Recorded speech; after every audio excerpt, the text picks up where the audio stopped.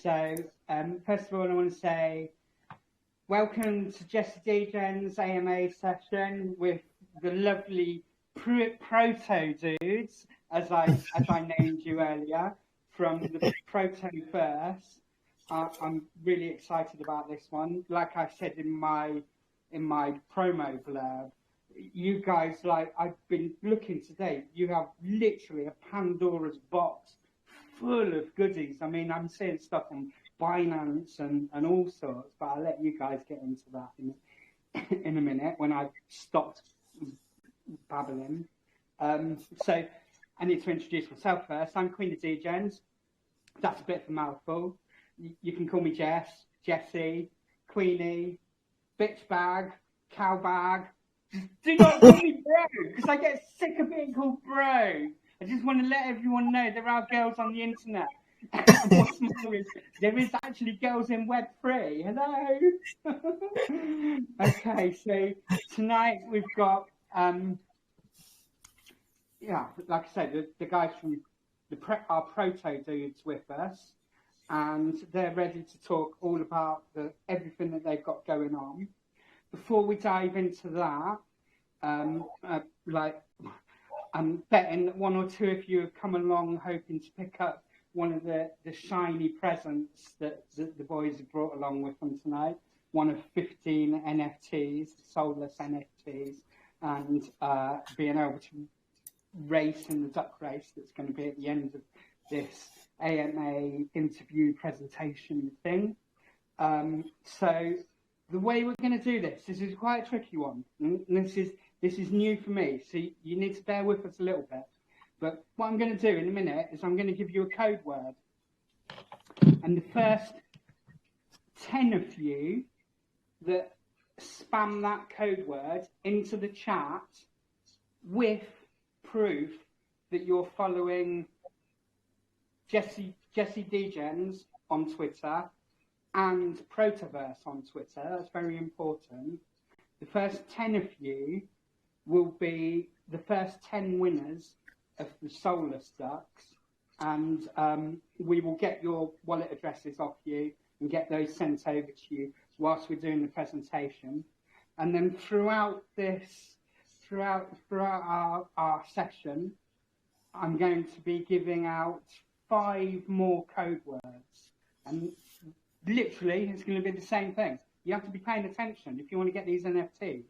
If you're one of the people, if you get the code word into the chat first, then you will be the winner of that NFT. But you also need to be following, you need to do a little bit of work for it. You need to be following us on Twitter. That's Jesse Degens and Protoverse. But I'm sure you've all done your homework. You've done your research, right? Because we're all very good at doing our own research. And you've got all the rules down. So you've already done all this. So you've got nothing to worry about. Right. So let's do it then. I'm going to give you the code word right now. So hopefully you are all ready. I'm just going to get my screen up so I can see what's going on in the chat as well. Okay, so the code word is Proto-duck. Spam it in the chat now. First 10 of you get a duck. Proto-duck.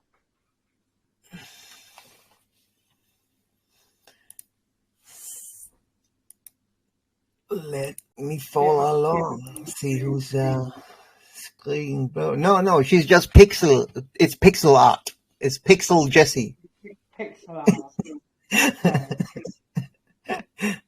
art. Say you're getting banned, mate, because that's not on. Not having that in the chat. Okay, and now I see more people joining, which is quite normal.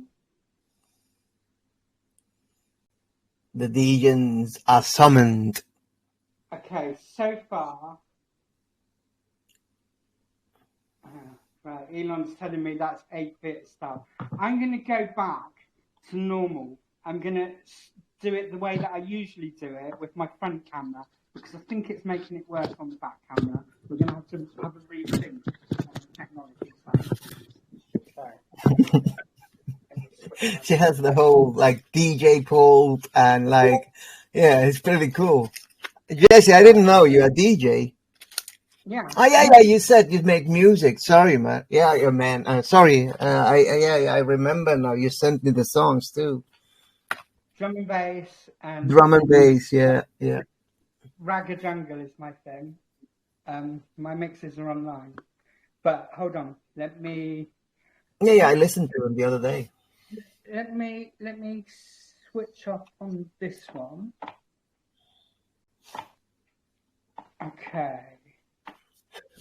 So those of you who win one of these ducks, just to briefly before we go into the AMA and tell more about the solution, at the end of the day, you can use these ducks to participate in any of the giveaways for NFTs, tokens, and whitelist that any of our partners make or we make. For example, a few days ago, there was a $500 BNB race. Mother duckers. Yes, Willy Wonka, mother duckers, indeed. So, it's, and yeah, there's daily races. So there is, daily races among the lounges and projects and us, and we're just adding more and more, but we will get into it. But this duck is amazing because it's like a risk-free way of stacking portfolio and having some fun.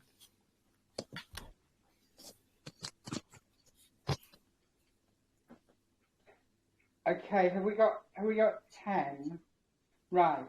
Now, Andy, you're gonna take people's wallet addresses. So hold on. And we need to see proofs of your follows, guys. So you're going to need to send your screenshots following Jesse Degens on Twitter and Protoverse on Twitter to @thehelper. I'm just putting in the chat now. In fact,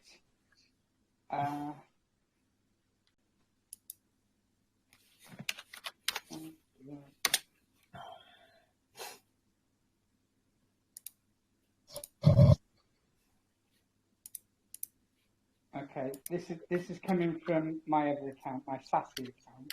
You'll see it now.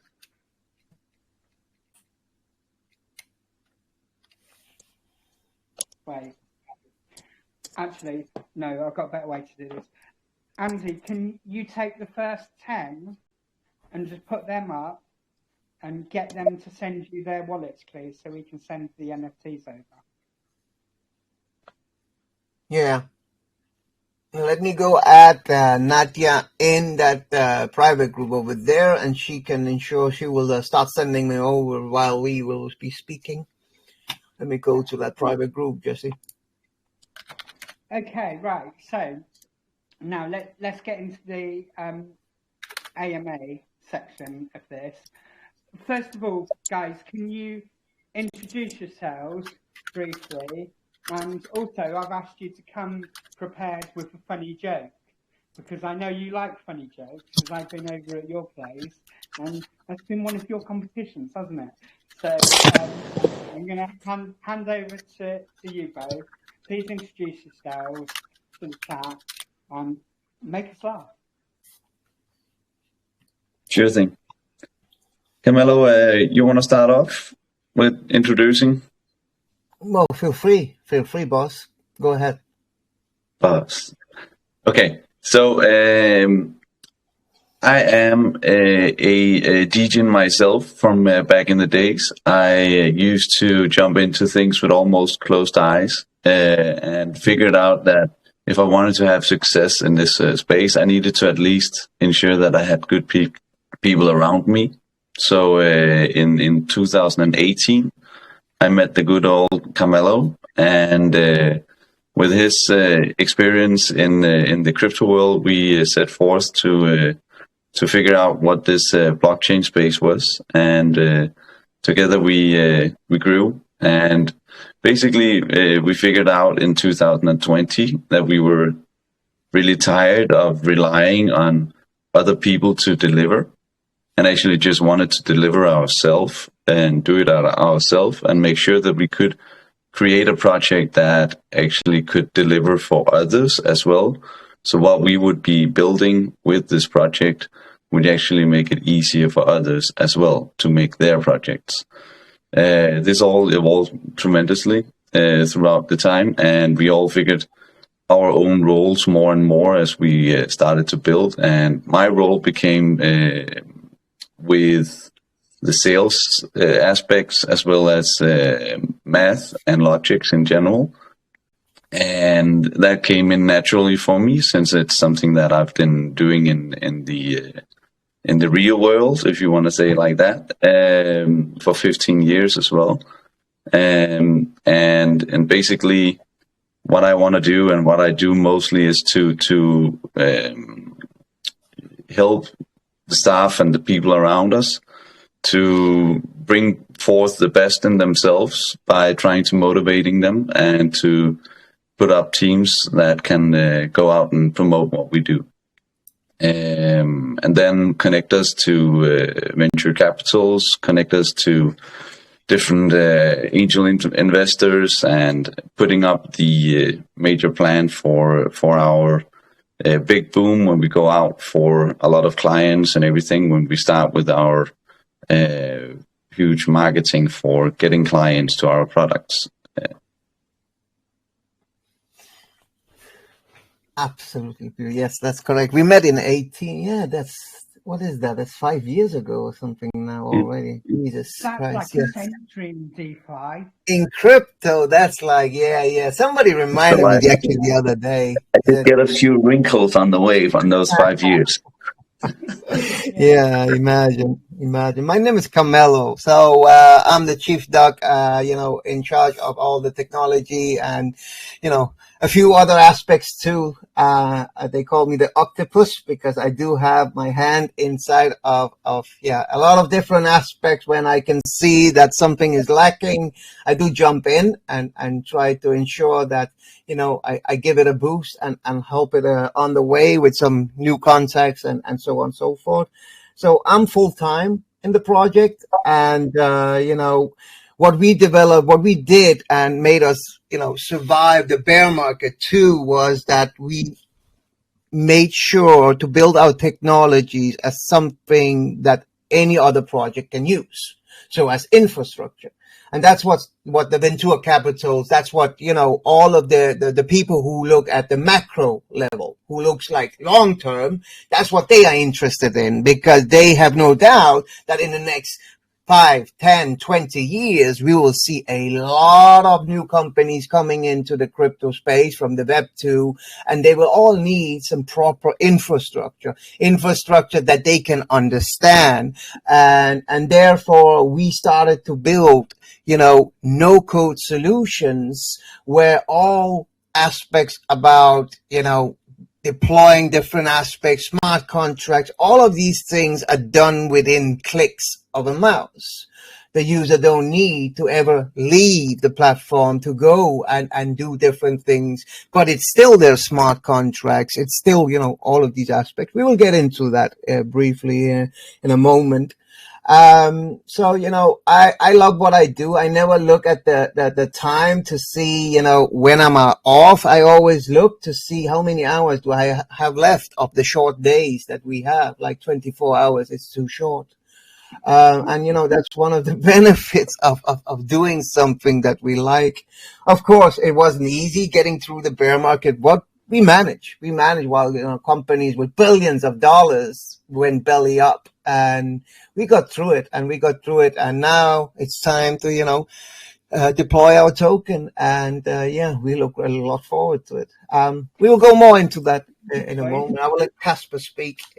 All right, thank you for introducing yourself, but most importantly, for a Jesse Degens AMA, what's your joke? Tell us something funny, make us laugh.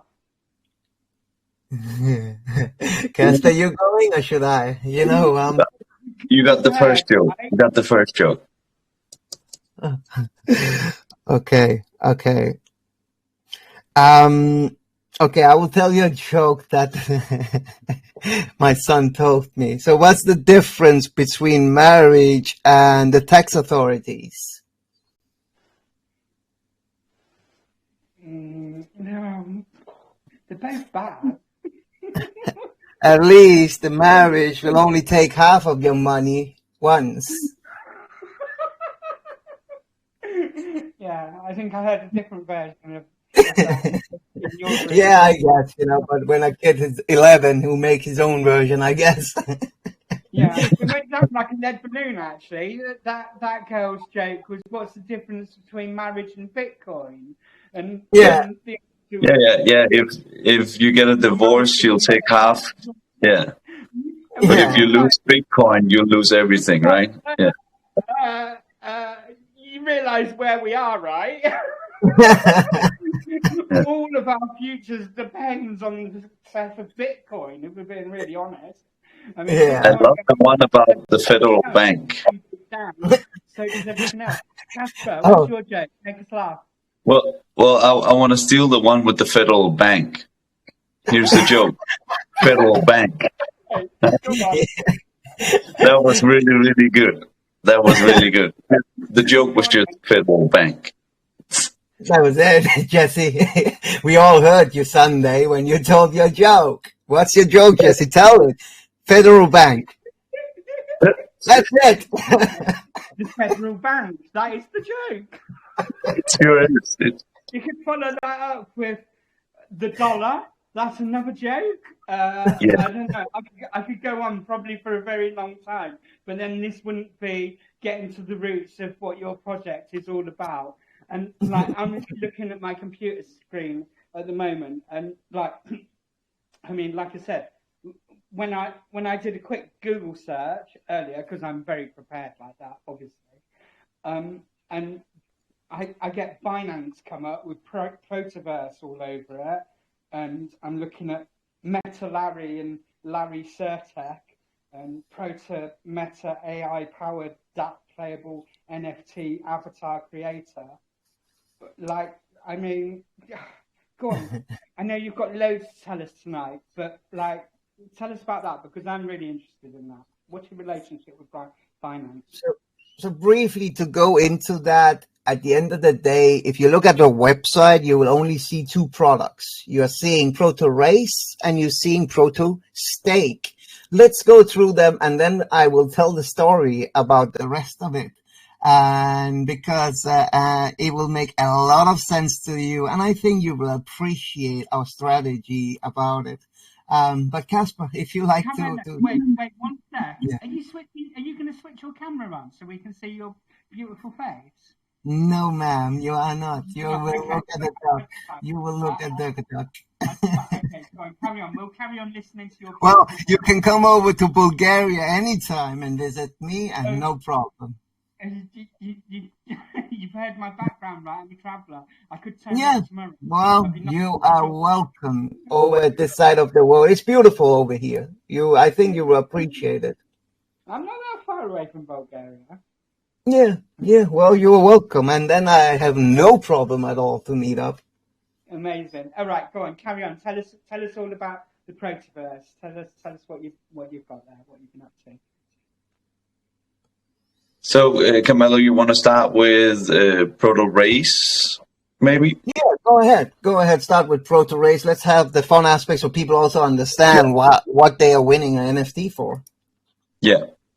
So Proto Race was basically something that we wanted to build because we saw a huge gap in the space, and we saw a lot of people that was making solutions within Telegram with no decentralization, without ensuring other people's security when they wanted to make giveaways. And on the top of that, we thought it was a really boring presentation of giveaways when you use those browser-based duck giveaways that was really, really bad looking. We wanted to ensure that you could take that aspect and make it true decentralized giveaways without people having to dox themselves, without people having to rely on somebody to send over the rewards. It would be automated. It would be fun. It would be all the aspects that you actually want in a decentralized application. So Protoverse combines the aspects of fun and racing and the thrill of who will win, how will this race end? Will I be the winner of either of the rewards? And it also combines the amazing opportunity of cross exposure. As you see right now on the Camelo's screens, you can see several different races that either has been done or are to be done. This can be any project holding our hero and create a race. They will be able to promote their own giveaway on that platform, and any hero holder or soulless holder will be able to participate. And that way you get cross exposure. I think Protoverse is an amazing tool to be able to, first of all, make it easy. So, for example, today, right now, we need to introduce Protoverse to the community. Once they all have their docs, it'll be so much easier. We'll just make a game, we'll make the giveaway, and they can all just jump in and participate. In that way, you don't need to go out and collect all the wallets. You don't need to go out and figure out if it's a bot who didn't participate, who didn't stay in the VC and all that. They'll all just be automated through the dApp. You can actually just literally trust the process instead. And this is something that is the reason that Ninja Lounge and bonus rounds and all of our partners thinks that is an amazing part of Protoverse, because it's just such a powerful tool in combination. And Camelo, I don't know how much we want to say about the next aspects coming out. Do we want to mention anything about the next update? Well, we can briefly go into that. We actually been working the last months on the V2 already of the game. It's looking completely different in the way of the only aspect that's not about the token utility is actually how it looks. So we made it more like a 3D world. And then we added a lot of different, now that we are going to deploy our token, we added a lot of use cases for the token aspect. And that is that you can, with our token, only our token, you'll be able to buy boosters, traps, shields, get access to the in-game premium chat, and many other aspects that's only available through the token. And it's a subscription model where you have to pay a little sum every month, and then you can decide yourself if you want to buy boosters, traps, or whatever you want to buy. And these things are, and traps, yes, because you can trigger a trap, and that means that if you trigger that and then the race happens, then somebody is going to be either slowed down or stopped completely. So another duck. And that means, let's say you are racing a few friends and you want to, pull the leg, or where you know that they are going to use something against you likely in that race or try it, then you can use a shield to shield yourself from whatever they're going to, use against you. There is one aspect about it. So in the testing phase, the game was originally made on Unreal Engine, but 50% of the testing group couldn't even play it. So we dropped it and we said, stop. This needs to be accessible to as many people as possible. It cannot depend on the device and so on and so forth. And we made it instead as a browser-based game. So the browser-based game, I'm not going to be too technical, but it's an asynchronous game. What means is that no matter if somebody's sitting in Lebanon or say wherever they are sitting, they will see the same as somebody sitting in the UK or Spain or wherever we are.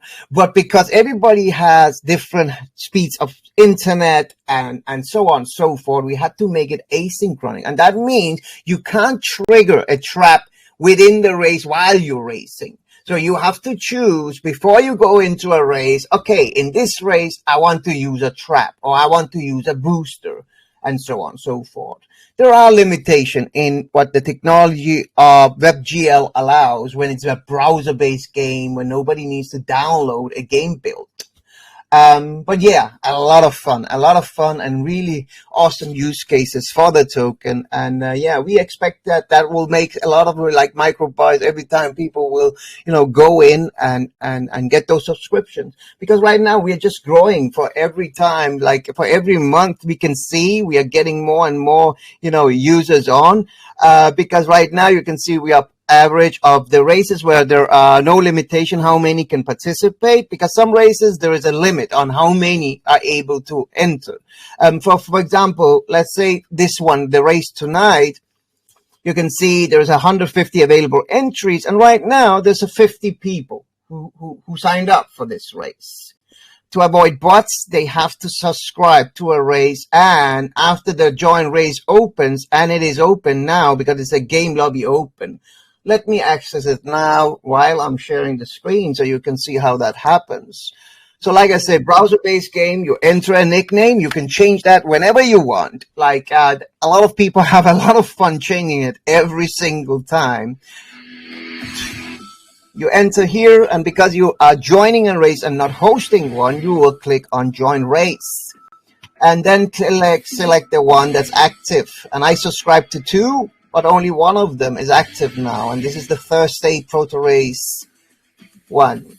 You can see mine is saying not ready right now, and that's because I need to go down and click on ready, because now the host can see, and this is a hostee because it's Nadia, Miss Nadia, who's the host tonight, hostee. She can see, okay, I'm ready to go. And then you can scroll down and see whoever is more here, and you can see there's already 37 people ready to race and have some fun here across different communities, across different lounges, and so on. Yeah, because that it's more than the 16 lanes, you're going to have that initial round of shooting ducks, right? Yeah. That's a fun pre-round. We had to come up with an idea when we had, some of the larger projects, if they were making a giveaway where there will be hundreds of people participating, the duck race will look really crappy if we allow hundreds of people participate in the main race. So we came up with the idea about a pre-round. And you will see that because there's more than 16 who subscribe to this race who clicked ready. And that means that pre-round, you will see ducks being zapped out and explode. And that's like a pre-elimination round, random, totally random. Okay, so I have a couple of questions before Go ahead. I need to ask them whilst I'm thinking about them because DJ and they'll be gone. So now what I'm trying to work out is so we're having this duck race tonight. So if I'm in, which I am, a lounge owner, and I want to run a duck race, and I want to incentivize people to come and join my lounge to potentially win rewards that are going to be decided in the duck race. Have you thought about how, because if anybody can come into the duck race that's the Protoverse duck without actually coming into the lounge, it's kind of, I don't know. Yes, and you're absolutely right, Jeff. And I don't mean to be difficult. I think what you're doing is absolutely amazing, but I'm just thinking out loud, really. But Jesse, you're right. You're right. You're absolutely right. Because, at the end of the day, there are also going to be options where you can make private races. That's why we implemented actually one of the V2 features were actually something we already released now, even though we didn't release the full V2 yet. And that is actually we started creating specific soulless races. For example, the first one you saw us announce the other day was the Friendly Friends. A small community where I saw they were struggling, and I told Eternal, listen, what if we implement, you create a duck, it needs to be like this or another duck, a racing NFT. There is some specifics you need to, but design it, and without any cost, we're going to implement it for you in Protoverse as your own soulless races. And we already started to onboard other projects where they are going to have their own soulless racing NFTs, because they can only race the soulless one. For creating and hosting races, you need one of a hero ducks. So that is, let me go over, share my screen here, so people will know what that is. Yeah, exactly.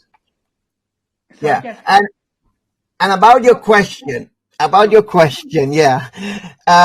So you will be able, in a release we are going to make, where you can choose, well, only the Jesse Degen soulless ducks should be able to participate in this race, and only those who's on our VC can participate. There is actually, yes. So I fully understood what you were saying, and it is absolutely necessary. That's what I was thinking when I'm trying to unravel all of this, because I think it's brilliant, and 100%.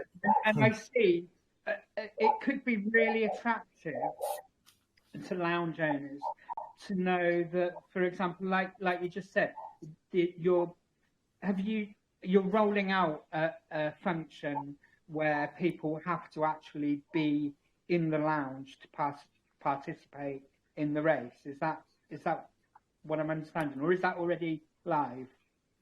No, the only aspect that's live right now is actually the host of the race has a red X here by each participant. And that means, like right now, if you created a race, but somebody is not on the VC and you're the host, you can just kick them from the game lobby and they can't race. So that was a temporary solution that was a bit less painless to implement. So we implemented it fast, while we will also implement the other aspect where you can make it per NFT. So for example, the Jesse Degens only, and only if they are on the VC. And the idea will be that you will click a button, you will have a bot you will add to your group, and on click on a button, it will communicate that to the game. Okay, these are the people on the VC. Jesse clicked OK, put them inside of the race and allow them to be there. I also have this tendency to do what Kamal calls for making a CK on him, because I've already written several different ideas to our developers as well, in terms of other ideas such as password protected and stuff like that, where you would be able to make it so that you on the VC would be saying, okay, so to get in and click ready, you now need to put in this password and then you can enter, right? So different things that will make sure that if you're not in the VC, you will actually not be able to join in. Now that sounds amazing. So all of a sudden I've gone from, wait a minute, people are going to be able to just come and get our giveaways if they've got a soulless duck. Well, all those people have soulless ducks will now have to come into my lounge and do what we want them to do and engage. That is exactly right. That is what we want. We want them to join in and be a part of it and listen to what is being said, so that you actually get that value out of making the giveaway. You want people to see and hear why is this giveaway here. It's not just bounty hunters. It's actual people who's there listening to what is being promoted. Exactly. So in that way, it brings value to your Protoverse ecosystem, because people want to buy into your products, but it also brings back very real value to the lounges. Jesse, I see it like this. Like it's as long as we try to do whatever we can to improve the terms for the creators also. So that means the lounges, the project, and so on and so forth. Somebody like yourself, for example, then we're also helping ourselves, at the same time. But in that way, if we can improve things for you, so you can both maybe earn some money on it, but also get some value, because at the end of the day, a project, a lounge is giving away something to also get something in return. If it's some ears listening in on a project, if it's investors or whatever it is, then it's not because of people's pretty blue eyes, brown eyes, or green eyes, or whatever eyes they have. It is because everybody, they want some value for what they're giving away. You shouldn't underestimate blue eyes. They have a good force. Okay. Now this is sounding really, really cool. So we're early at the moment, right? And clearly you have lots of plans. You've already thought about these things that I'm speaking out loud at the moment, and you've got your coin coming. You haven't launched that yet, right? Yes, we have our launch coming up. But before we go into that, Jesse, I want to show another product just briefly so people understand that it's not only about ducks. It's fun. It's a really good tool for community engagement and marketing and cross exposure. But at the end of the day, I see the other product we have out now going to play a big role in the upcoming bull run. And let me tell you why I believe that. 2 seconds. Nadia, Miss Nadia, you can hear me. Yes, perfect. Can you please ensure to the account called Mario Borgs? Yes, if you get the wallets from him in that private group and send those soulless ducks. And then if you would start the race, how much time more do you have left, Nadia? You can type it in the chat. We've got another 5 ducks to give away, yeah. So, and perfect. I said earlier, I'm going to give some code words throughout the chat. So I'm about to give you guys another one. So if you weren't one of the 10 lucky ones, you can listen to the code word now. In fact, Jesse, sorry to interrupt, should we run a race now so people can see how it is, and then you can do another 5 after, or what you want? Yeah, I'm gonna mix it up a little bit. So, just looking at the time now, we've been chatting for a little while. So, I'm going to give you a code word right now. Spam in the chat the code word if you want a chance to get one of these NFTs. So the code word is, or the code words, awesome Protoverse. Right. Back over to you, Carmelo. Share your screen. Yes. Show us what you're going to show us. No, not at all. It's your lounge, so it's totally fine. Let me go connect the wallet 2 seconds, and I will show you the other product. Let me take this one and go off Arbitrum here, and let's just take. We can take BSC. That's fine. Doesn't matter. Okay. Let me share the screen again here. So the other product we have out right now, and it's a fully working product, almost killed me to make together with the team. And it is a staking platform where any project right now on BSC, Polygon, and Ethereum, and soon to be Arbitrum, can issue staking pools within a few clicks. Their staking pools, the connected wallet, owns the smart contracts that they deploy within a few clicks. There is a whitelisting system that communicates to the smart contracts, a safe one, because we use something called Merkle roots. I'm not going to technique on it, but at the end of the day, this platform is right now free to use. It's cost like, I don't know, the last projects that deployed some pools, they paid about $2 to $5 for a staking pool in gas fees on BSC, for example.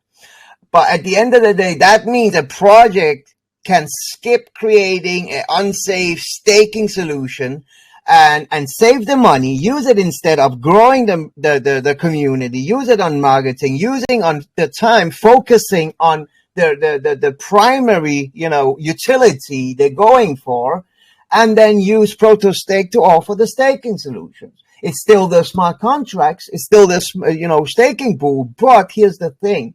ProtoStake is a rock-free platform. That means the creators cannot remove the liquidity from the staking pools, because the only time they can remove that is if nobody else staked yet. And I added that to ensure if somebody makes a mistake, they can still, remove those funds, of course. But nobody else can stake yet. If somebody else starts staking, it's too late. They cannot remove it. Okay, so let me get this straight. So if people make staking pools or farms, whatever you want to call them, on your platform through Protoverse, people that are going into them can be sure that they're actually trusting Protoverse rather than the projects that they're investing in the sense of they can trust that the creators cannot remove the yield.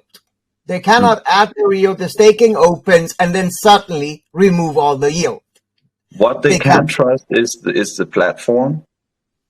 They can trust that Protoverse has built the platform. They have built the entire user interface. We have built everything about what they're interacting with. Of course, we cannot be reliable for the token itself that has been used on in the staking pool, but the staking pool interacting with the staking pool and all that is something that you 100% can rely on, that Protoverse has built, instead of somebody building their own solution for staking. You can rely on the math behind it. You can rely on the distribution of it, the withdrawal of the tokens. Everything in those aspects is something that you can rely on. The project behind the token, of course, it's a decentralized world. You have to know yourself whether the token itself is something that you can rely on. And this is, of course, you can rely on the proto token. That's another thing. But if it's another project that has made a staking pool, you need to know what token it is that you're jumping into. But the technical aspect about it. The staking pools themselves can be trusted fully. The tokens behind them is a permissionless platform. Remember that. That means that anybody can go in and create staking pool. We just try to add some safety in between everything. One is that they cannot rock the yield after the pool open and somebody starts staking. Another thing is they have to hold that yield. Nobody can go promise a lot of yield in BUSD or whatever it is and don't own it. Because here's the thing, with with ProtoStake, a project can actually say, okay, I want you to stake our token, but I'm going to pay you in BUSD or in some other project's token that we may collab with, or whatever people want. It's up to the creator. It's really flexible in that sense. So the staking pools themselves, yes, people can trust them. They can trust that the creators cannot rock them with the yield. And then another special thing I just briefly need to mention is that the creators can actually guarantee a yield floor. How can they do that? Well, let me go here, take a Ethereum contract here, and they can ask people to stake LP tokens. So go add liquidity over on PancakeSwap, Uniswap, whatever, and then come back and stake those and pay them extra rewards for it. All the project tokens. Let me just go briefly through this. So I just want to go into this a little bit. So when people have made their LPs on PancakeSwap, and then they come and bring you to your staking pools or farms, whatever you want to call them, once those LPs go into your protocols, they cannot be removed by the project owners.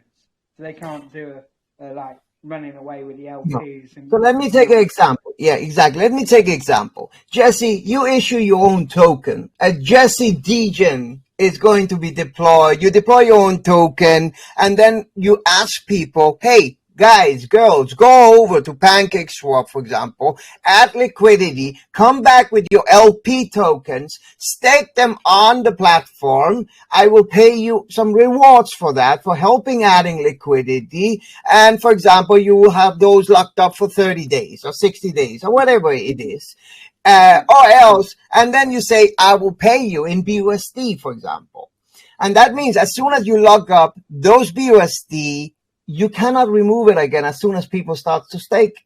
That's correct. And it is completely decentralized, meaning that Protoverse can't interact with the tokens that has been staked, whether it's the LP token or a normal token, as well as the person who created the individual staking pool. He can't touch those tokens either. The only person who can touch the token and withdraw them is the person that staked themselves. So if I stake the LP tokens, I can, with my own wallet, go in and pull them out again, depending on what the rule set are. If it's a locked, they need to wait after the staking period. If it's flexible, they can withdraw whenever they want.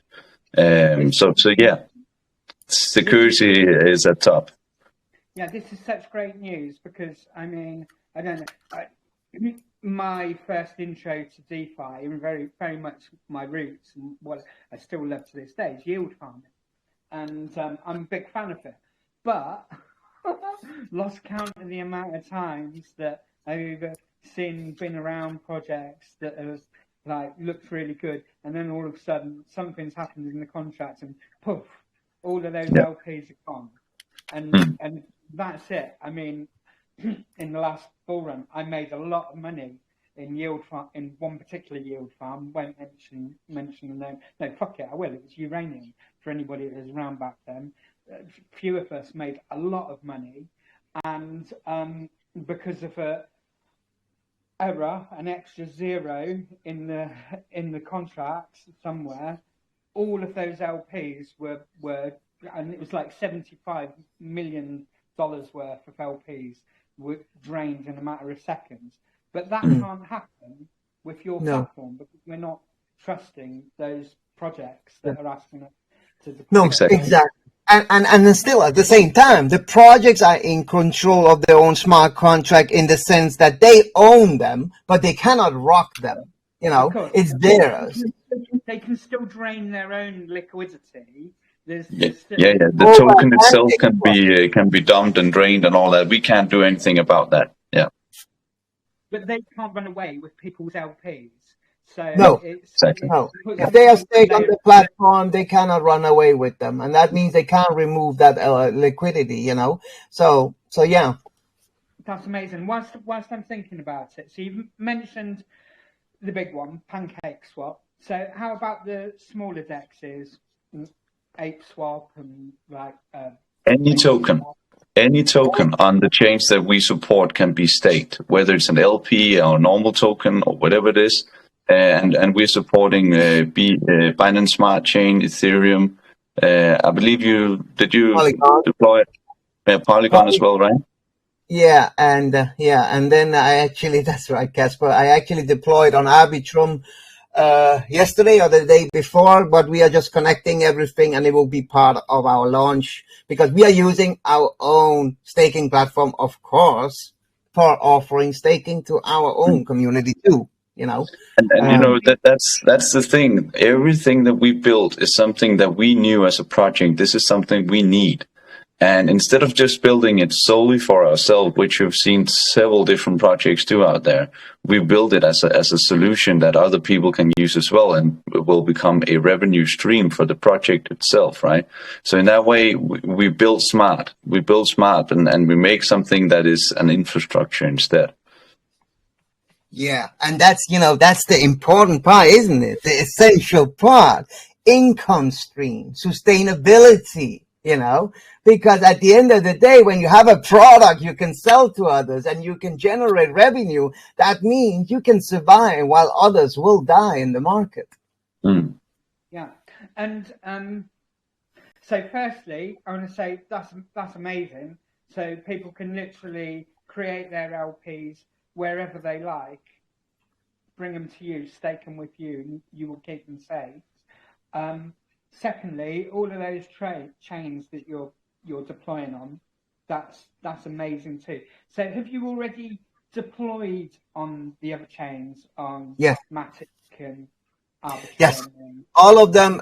Right now, if you go to stake.pbr.ai, you will actually see currently there is Polygon, Ethereum, and Binance Smart Chain, and like Casper revealed by a mistake, then we also deployed on Arbitrum, and we're just connecting everything as part of our launch. And just let's get into that, because you were asking us about these other products we have.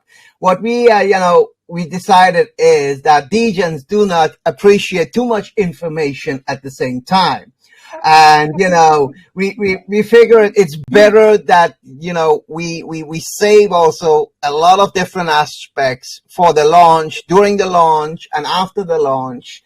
And that means that we will have regular products coming out that most people don't know even exists. And to keep up momentum and to keep up, and also adding even more additional revenue streams. At the end of the day, that's the important aspect, because yes, the bull market is coming and all that is just fine. But then we will go into a cyclist again with a bear market. And you need to have something, your war chest needs to be full to ensure that you can survive that cycle and get over to the other side.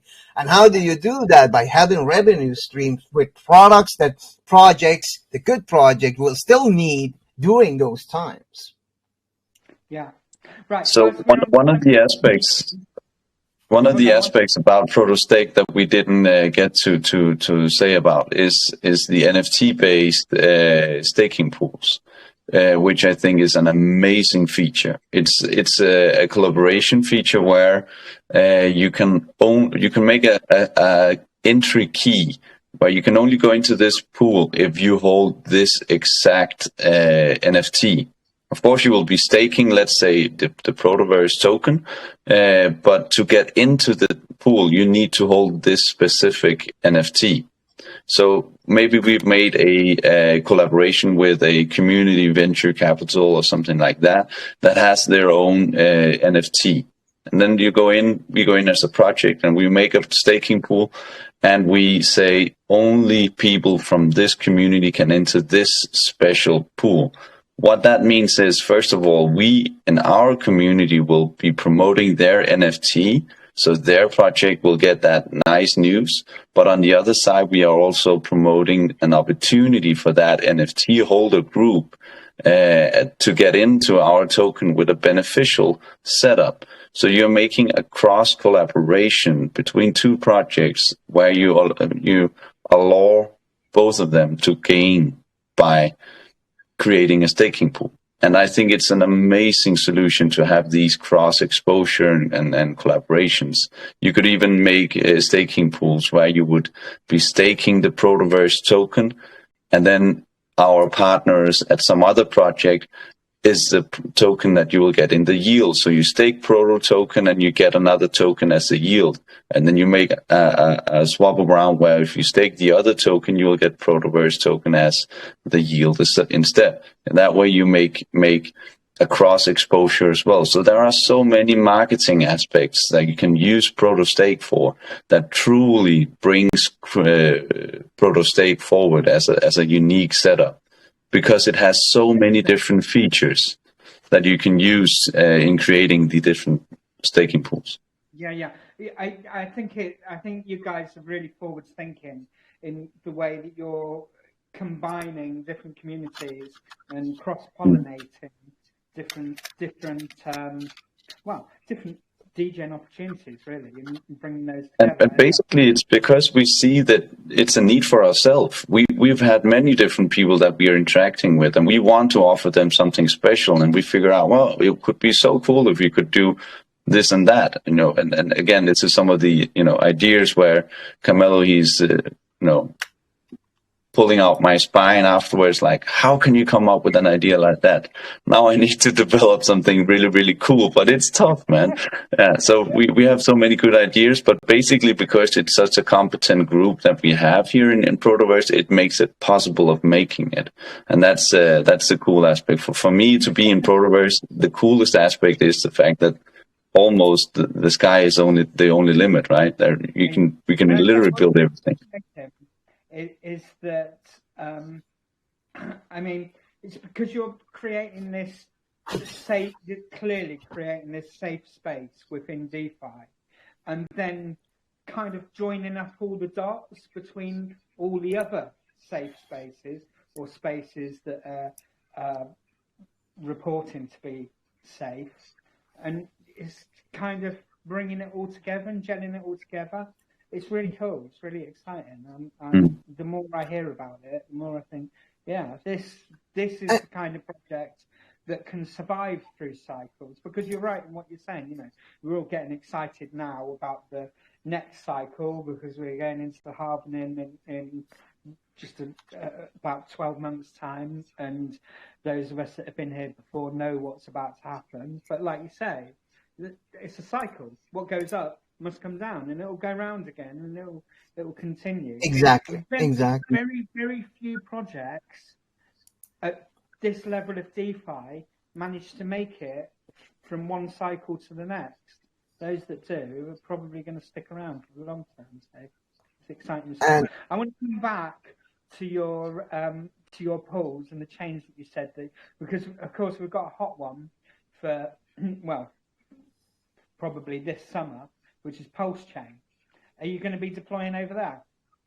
Yeah, well, I've been looking into. You mean the one from Richard Hart? Yeah. Yeah. I've been looking into it. I had a request. No, but it's hot. Yeah, but I had a request from actually a degen who asked me if we should make a collection over there, NFT collection over there, and a few other aspects. So yeah, we definitely.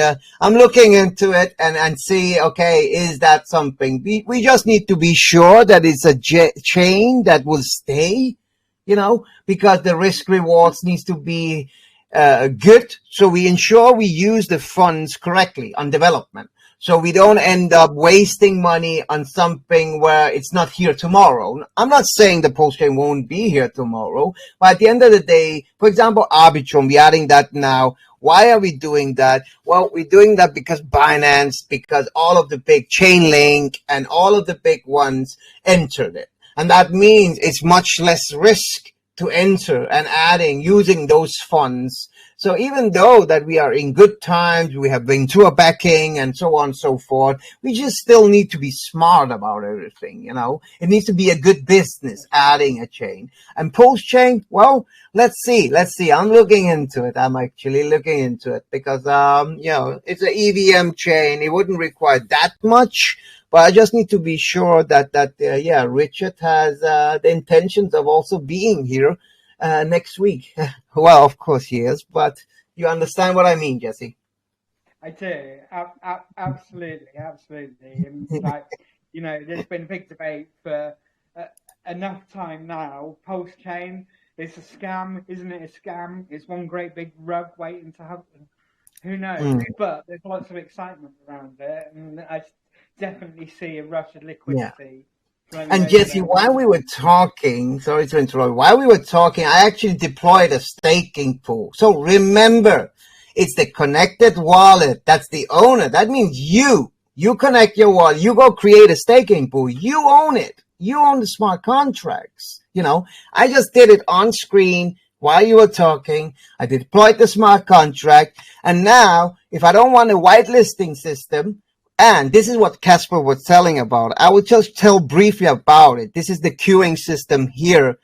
And that means at the end of the day, let's say you have a Jesse Degen token. You want people to stake, but you also have a Jesse Degen NFT, and you want to reward those who also bought both your NFT and your tokens because they are loyal supporters. What you do is you add requirements. You go in and you say, okay, in this whitelist, only people holding my ERC721 NFT or whatever it is will be able to access this whitelist. And you can set such terms. And, that's the wonderful about it, because what it means is you can create unique staking pools that will provide higher yield, but only to those who supported you additionally.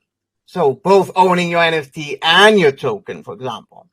It can also be you say, okay, no, this pool is for people who hold a minimum amount of 1 million of the Jesse Degen token. For example, that means only those who has 1 million Jesse Degen tokens or more will be able to access your whitelist and your staking pool.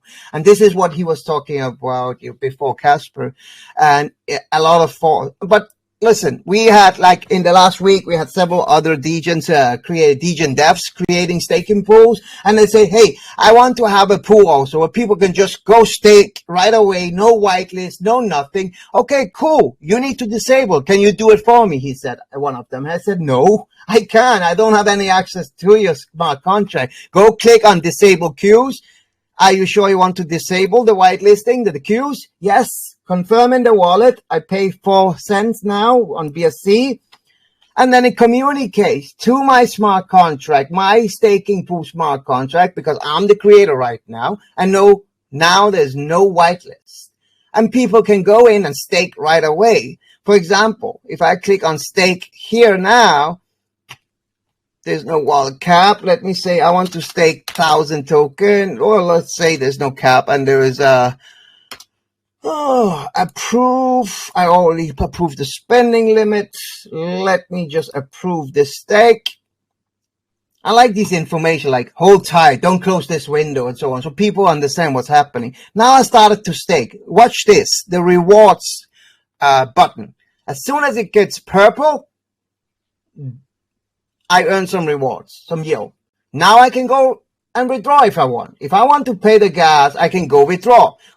But if I'm smart and I don't want to pay the gas all the time, I will wait until, a certain moment. Now you see, I got 17.5 tokens, so it will count out and everything. And then as soon as I want to, let me say, okay, now I want to withdraw my rewards, those 27.5, confirm. Hold tight, don't close this window. And I withdraw. So I got those rewards now over in my wallet. That's it. That's amazing. So I really, because when I was reading through your docs and all your infos and looking at what you describe as code-free utilities, right? Mm-hmm. So you're literally you're providing the front end and the contracts. Mm-hmm. And then it's up to people to come along and just use the tools, literally the tools that you're providing. Exactly. And you can see now I went on the Block Explorer here. So this is the smart contract for the pool I just deployed. You can see I withdraw the reward now. And that means it's, of course, saying that over there. So yeah, at the end of the day, that's how, non-custodial is the key, both for regulations, but also for people's safety, because it's decentralized and also keeping our ass safe, because we don't have any access to anybody's funds. We are not custodial of anybody's funds, and it keeps us safe too. Because people need to remember, we are not the normal Degen project, because we follow regulation in the sense of being registered and so on and so forth. Yeah. So you are truly. Do you all hear me now? My phone overheated in the middle of everything, so I just had to jump on my computer. Mm-hmm. No problem.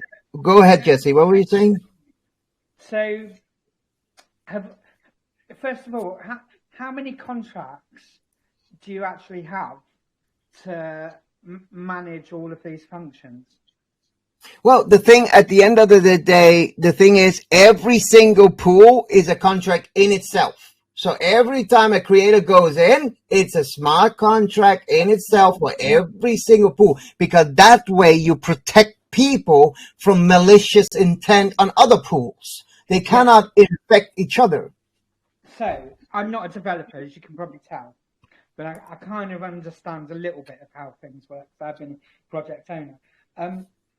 So each time somebody comes and uses your front end, uses your UI, and says, I want to make a pool for this token, inputs all the stuff that they want and don't want, then your front end is basically writing a new smart contract and then deploying it. Yes, correct. It will communicate to the blockchain, create that smart contract for you as the creator, and you are the owner. That's correct. Every single time. That way you keep people safe also, because no pool can infect the other. I see. That is really cool. So is your front end working from its own smart contracts to create and write the new smart contracts, or is that purely within the code that sits on your server? No. So at the end of the day, how that works is actually with factory contracts. It's a factory contract that ensures that, okay, I communicate with the DApp. A creator told me I want to create a new smart contract for a pool now. It's a locked pool. This is the terms, so on. And it will ensure to add all those information, personal information that people individually add as the creators of a pool. And it will add it in the contract, issue the contract, and bada bing, bada bang. You have a safe environment. So we're talking about a master chef, so right? Yes, exactly. Perfect. So exactly. So it's all coming from Now, audits, security. We've talked about security and staying safe. Are all your contracts audited? Is your master chef audited? Yeah, exactly. I can see that Miss Nadia want to go ahead with the race. Go ahead, Miss Nadia, start the race. They're NFTs now. Is this DJ, listen, Jesse, what we can do, because I can see there's a few of you people who didn't answer. So just for the demo of it, we will start this race just to not, because it has to be started before the timer runs out. And what we can do is we can set up another race when they are ready and they give their wallets so they can receive the NFT. And then we can create another race so they will be able to participate. Okay, but people, you need to get on it. If you're one of the winners, you need to get on it and get your wallets over. Otherwise, we're going to run out of time because we're not going to be here all night. So, I mean, let's put a cap on it. You need to get your stuff within the next 15 minutes. Otherwise, we're just going to run the race and, you won't be able to participate. So get on it. Did Willy Wonka win a NFT? Or else let him be. If the others are not there, then, he's been here all the time. I think he deserves getting an NFT, doesn't he? Yeah, absolutely. Yeah. Send that wallet over to the helper. Yeah, do that. And then we will do this race and you will be in the next round. Here's the pre-round. Let's see this, Jesse.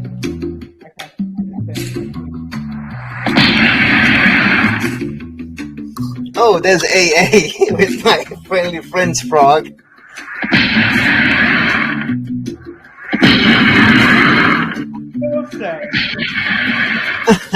Duckside it's a little bit brutal to be shooting all those ducks, those nice looking ducks. But it's a fun aspect. I think it's really, really fun.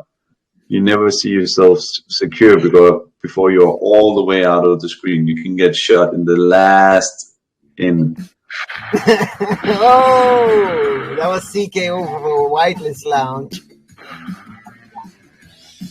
Each one of those bullets is DJ getting wet. It's a massacre.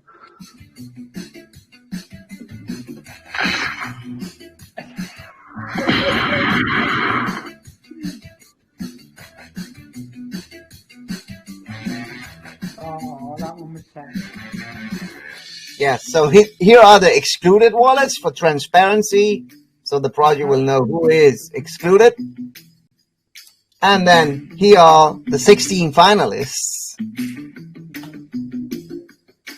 So now we're going to get to see them race. Yes, now is the main race.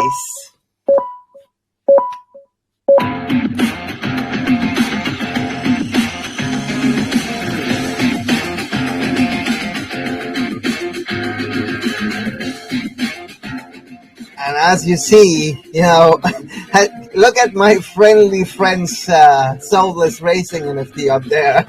The only frog in the race right now. Who's winning? And who took it? It was Jake. Jake took it. Yeah, it was Jake who took the first place. Let me mute the music here. So the good part here, Jesse, is, and congratulations to Jake if he's in here, is the creator can just click on check rewards, go connect the wallet as the creator, not the player, and then just go copy the wallet. Copy the wallet, send over the price. We are going to automate this part too through contracts and so on. But right now, it was just a good solution of doing it this way, at least. You don't need to ask as a creator for the wallet and all that. You can just go copy it and send over the prices. Yeah, so that was going to be my next question. Is it completely decentralized? So there's an element of human interaction needed there. But in the future, it's going to be a case of as soon as that duck crosses the finish line, and second and third, if they've got prizes, will get their rewards automatically. Exactly. There will be an escrow system and up to a certain value. We cannot have, of course, where it's automated fully, where it's values upon, for example, $100,000 or a lot of money. There needs to be a human interaction there because of malicious, attacks and other things that could happen in many ways. Not our platform, but just in general. But we will automate it where it's under a certain limit. Then it will be fully automated through escrow contracts. And that means that the creator goes in, log up the price, and then after the race is over, it will automatically be released to the winner. Okay, very, very cool.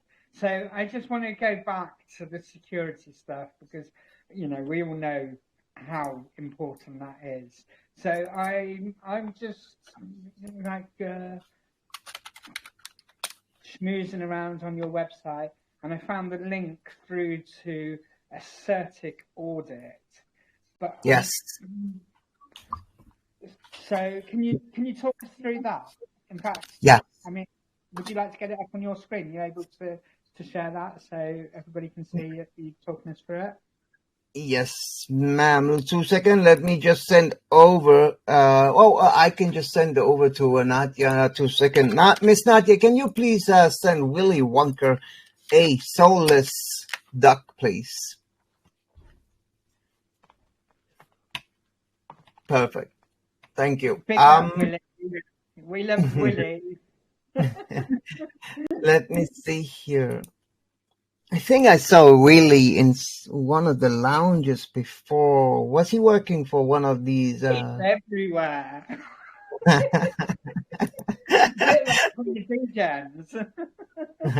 Yeah. So let me go to CertiK and share my screen here and then briefly go through it. And I love that you're asking these geeky questions, Jesse, Sorry.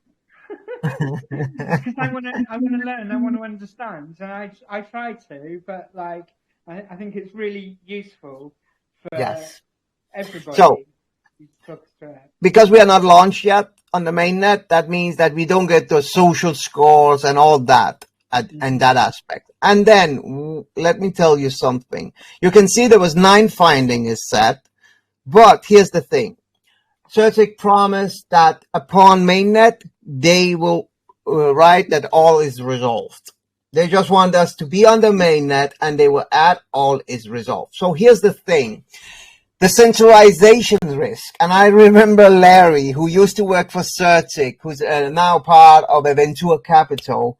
And he said, when I got the report back then, he said, and there was that, about centralization risk. And he said, well, even Binance have that. Why do you mind? I said, I don't care. I want a clean audit report. And I said to him, I will solve it. And I did solve it. Please have your, the auditors to look again. And we added what is called time locks. What happens here is that for any critical function calls, there is a time delay. That means we have to call it 2 times. For example, If we want to change the tax, we can't change it above 25%. That's first of all. Second of all, if you want to change it, we have to call it 2 times.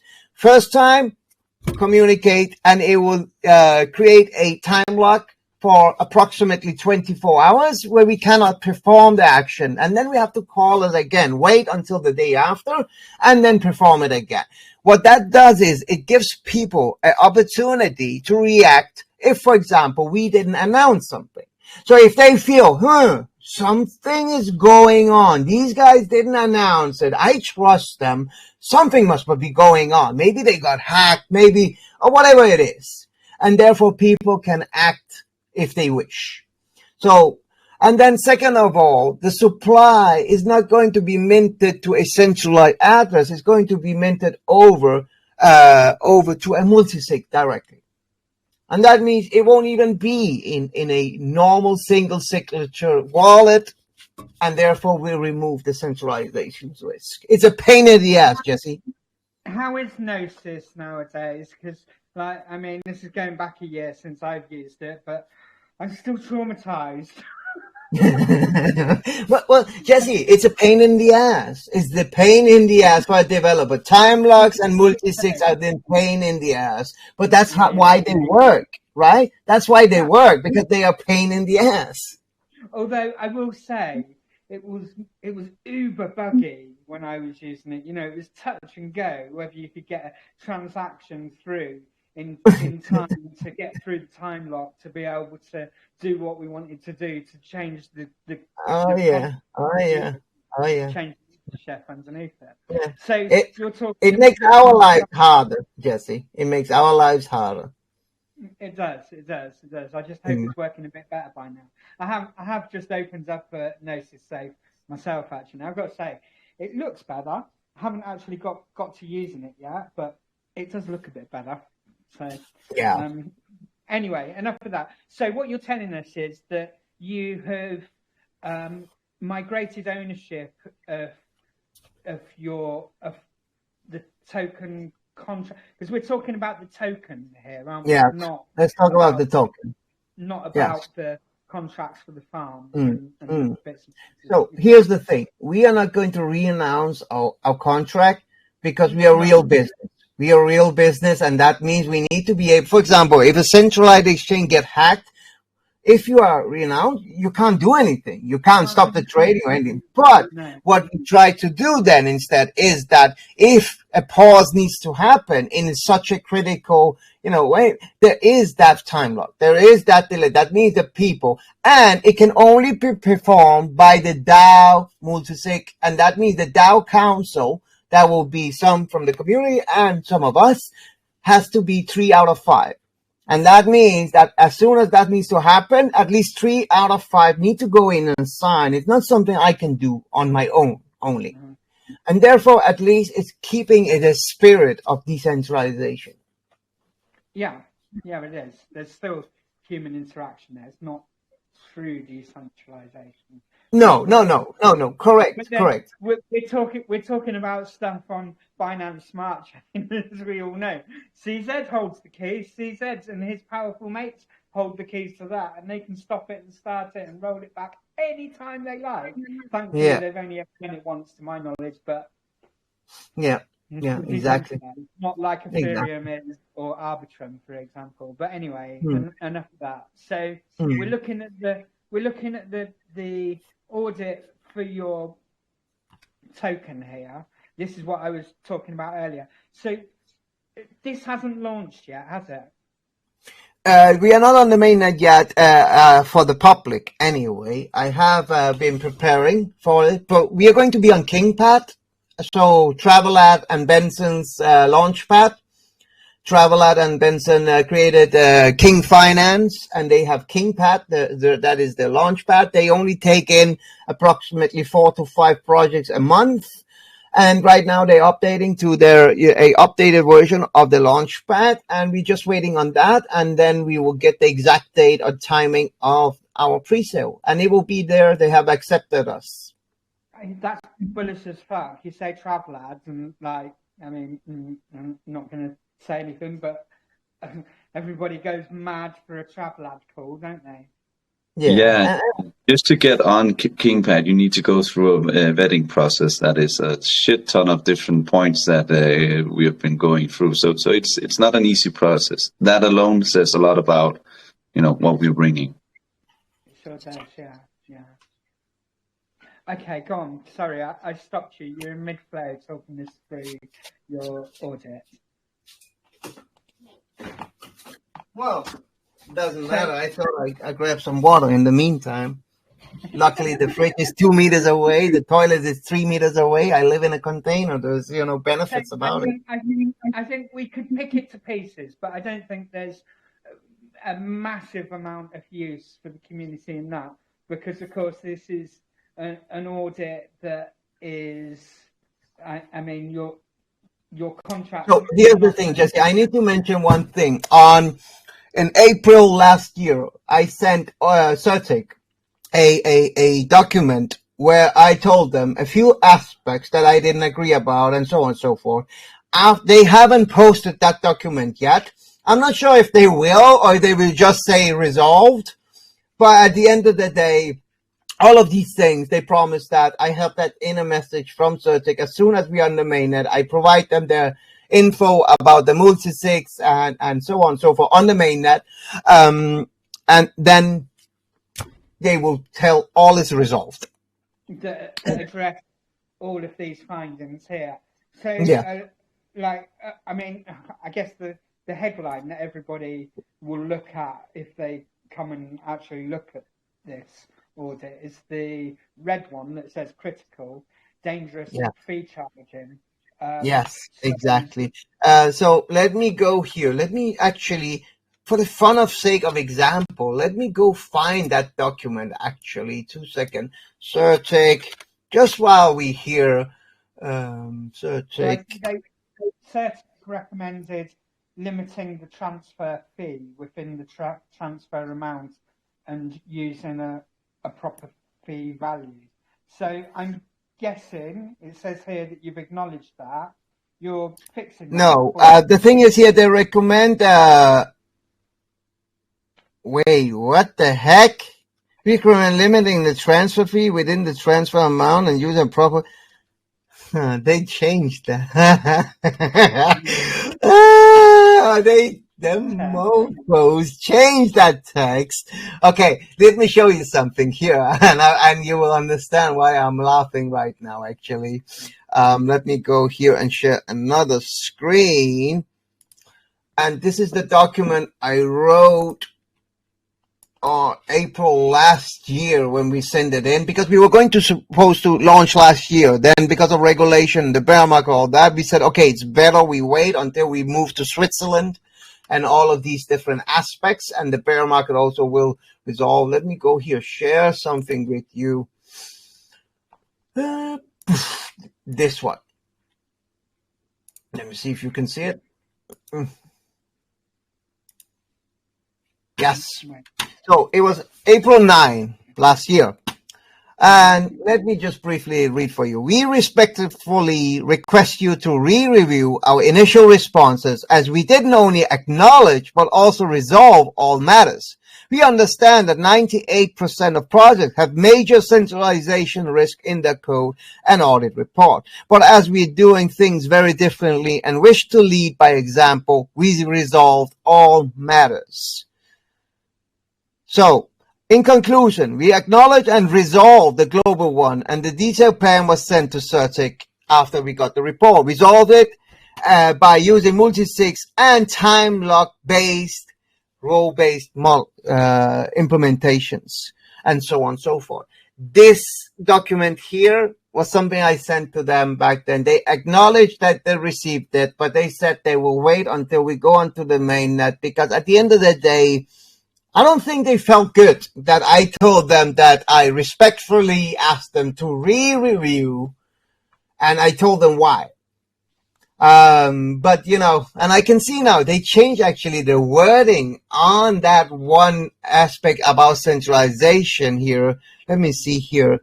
We recommend limit the transfer fee within the transfer amount. Well, it is already limited because it's limited to 25%. Well, at the end of the day, they said they will put all as resolved. So yeah. So let's see, Jesse. Let's see. I will not give up. I want a clean slate when we go out. Yeah, we want you to have a clean slate as well. But Yeah. I mean, for those that are listening right now, listening to us talking about contracts and like the meme that I love that expresses how I feel most of the time when people start talking about this kind of stuff.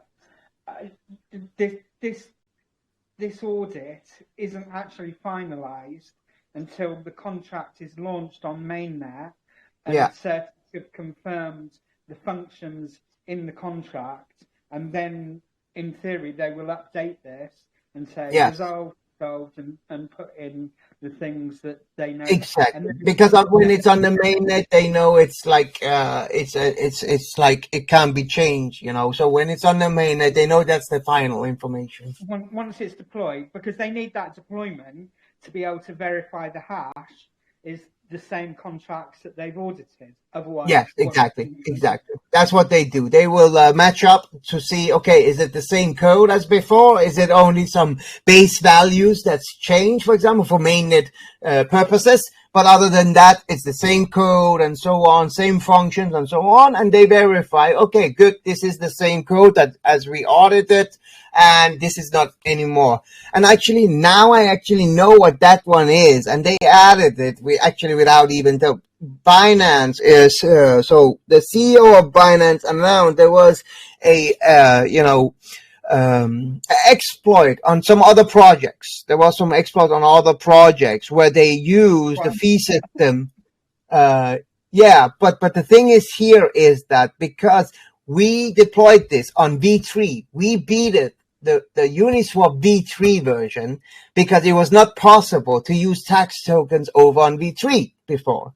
We found a way, but that way was then something that couldn't potentially be abused by others, and we promised we will not use it because we didn't want to have anybody having out the code, and that is the aspect of that one. So, but that will be removed because that's not even in our code anymore. So that's perfect. Okay, I understood now.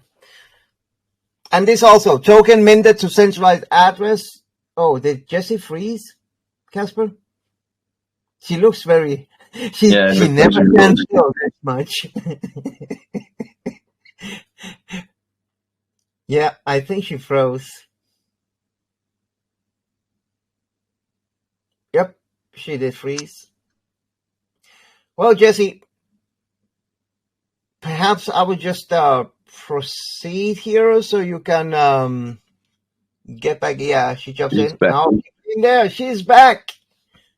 Oh, we can't. You muted, Jessie. You muted. You muted, Jessie. Touch your ear, Casper. She can't see me. Muted, Jessie. You are muted. You are muted. I am muted. No, you can't. You're not the host. She's the host. Yeah, there you go. There you go. And my network provider, they're both trying to rug me at the same time. I live in the mountains in Valencia, and my it's like yeah. It's not great. Anyway, right. So I'm interested to know about this. But here's the thing, Jessie. Larry, who used to be with CertX, so I'm not sure if any DJs here on the call know who Larry is. If they've been in this space for several years, they will know who Larry is. I know. He used to be... Oh, you know Larry? I don't know him, no, but I know of him. Okay, well, the thing is here, he has, he's a good friend of mine, even though he called me an asshole in front of Ventura Capitals with a smile, but I forced him to get on in 3 a.m, his time, to get on and represent us in a way of just saying a few words, but he was saying with a smile. But here's the thing, he agreed on jumping on a Twitter space where AMA, where Larry will be there. Even though he's not with Certic anymore, he can talk a little bit about the case back then, and people can understand there's nothing, to worry about. And he can testify that, Certic said that they will adjust it to resolve after it goes on the mainnet, because it was him who gave me the message. Right, okay. Yeah. So when I did a little Google search earlier, I like to do this with projects that are coming in, just see what comes up. And Of course. the first page that came up, this is where I got confused right at the beginning, because you've done a really good job with this website, and it comes up, and it's all in the color, it's black and gold, just like Binance. So I'm like, that's Binance. And you've got Meta Larry and Larry Certek. And the let me share flip my camera around a second. So that's what exactly. I'm looking at, which looks and amazing. That was yes, and that is Larry. Exactly, there he is on the picture. Actually, I also made his wife as a meta figure, a meta character. I also made her his. I don't know. That was personal. I'm not going to say that now. But yeah, that was our old, our designer, our lead designer, Magic Mike. Magic Mike actually created a new brand book with new colors. That's why you see the blue and so on, because that is the new brand book is with those new colors, and that's why we changed. Your website looks amazing. I've got to be honest. As somebody that likes shiny a lot, I see a lot of websites, and I've gone into this one. I'm like, whoa, this isn't your usual degen shit. There's some work gone into this. Yeah. And Magic Mike is the name comes with it. Magic Mike. He's really good at it, and at the end of the day, it's not just something I'm saying. These guys are busting their ass. We're talking about 60 hours, 70 hours a week, even though they could just work 37 hours a week, because they 40 hours a week, because that's what they're paid for. But at the end of the day, they are here helping like 70, 80 hours a week because they care, and that's the moment you understand that it's more just than paying somebody's salaries, that somebody's there because they care about what they're doing, And so you've got a team that's really passionate about your project, is what you tell me. Oh yeah, 100%. Or else people won't work 70, 80 hours, would they, Jesse? If they're getting paid for most people in DeFi do. How many people do you have? But are they getting paid, Jesse? Are they employees? It depends, doesn't it? It depends whether numbers going up or numbers going down. That's the... Yeah, but they have consistently the last 1 year, 1.5 years been with us. They've been consistently working 70 to 80 hours a week, and they're only getting paid for 40. But they're there because they care. They do. Yeah. They really do. We all remember. I met him. Casper met them face to face. These people that work for us, both Miss Nadia, Magic Mike, all of them. Is people we met face to face. How many people do you have on your team? Currently, we downgraded during the bear market. So before the bear market, we actually had we were at 32 full-time and part-time people. Right now, we're actually down to being, let me see here.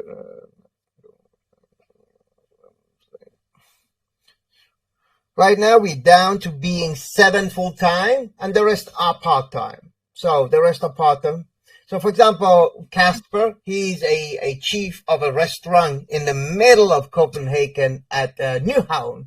It's really nice place. But yeah, at the same time, he's dedicating those days a week, helping everything he can, and so on and so forth.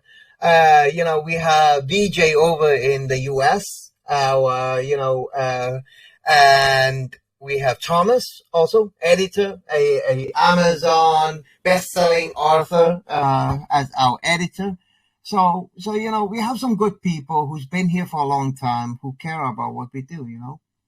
Yeah, it's really cool. Your coin that you're launching, tell me the taxes on it. What are you charging in and out, and where are they going? essentially to start with at 8% buy and a little bit higher sell. But at the end of the day, when we end up on the centralized exchanges, it will go to zero. Because when you end up, and anybody telling you they will end up on a tier 1 from day one, well, there's only two chances. Either they are in a sandbox project, where they are approved for that, or else it's bullshit. I used to be a listing agent for KuCoin, and I understand the path that's in front of you. You need to show volume. You need to show a community. You need to show all of these things first. People don't understand how many hoops you have to jump through. Even to get onto a tier 3, you have to jump through quite a considerable amount of hoops.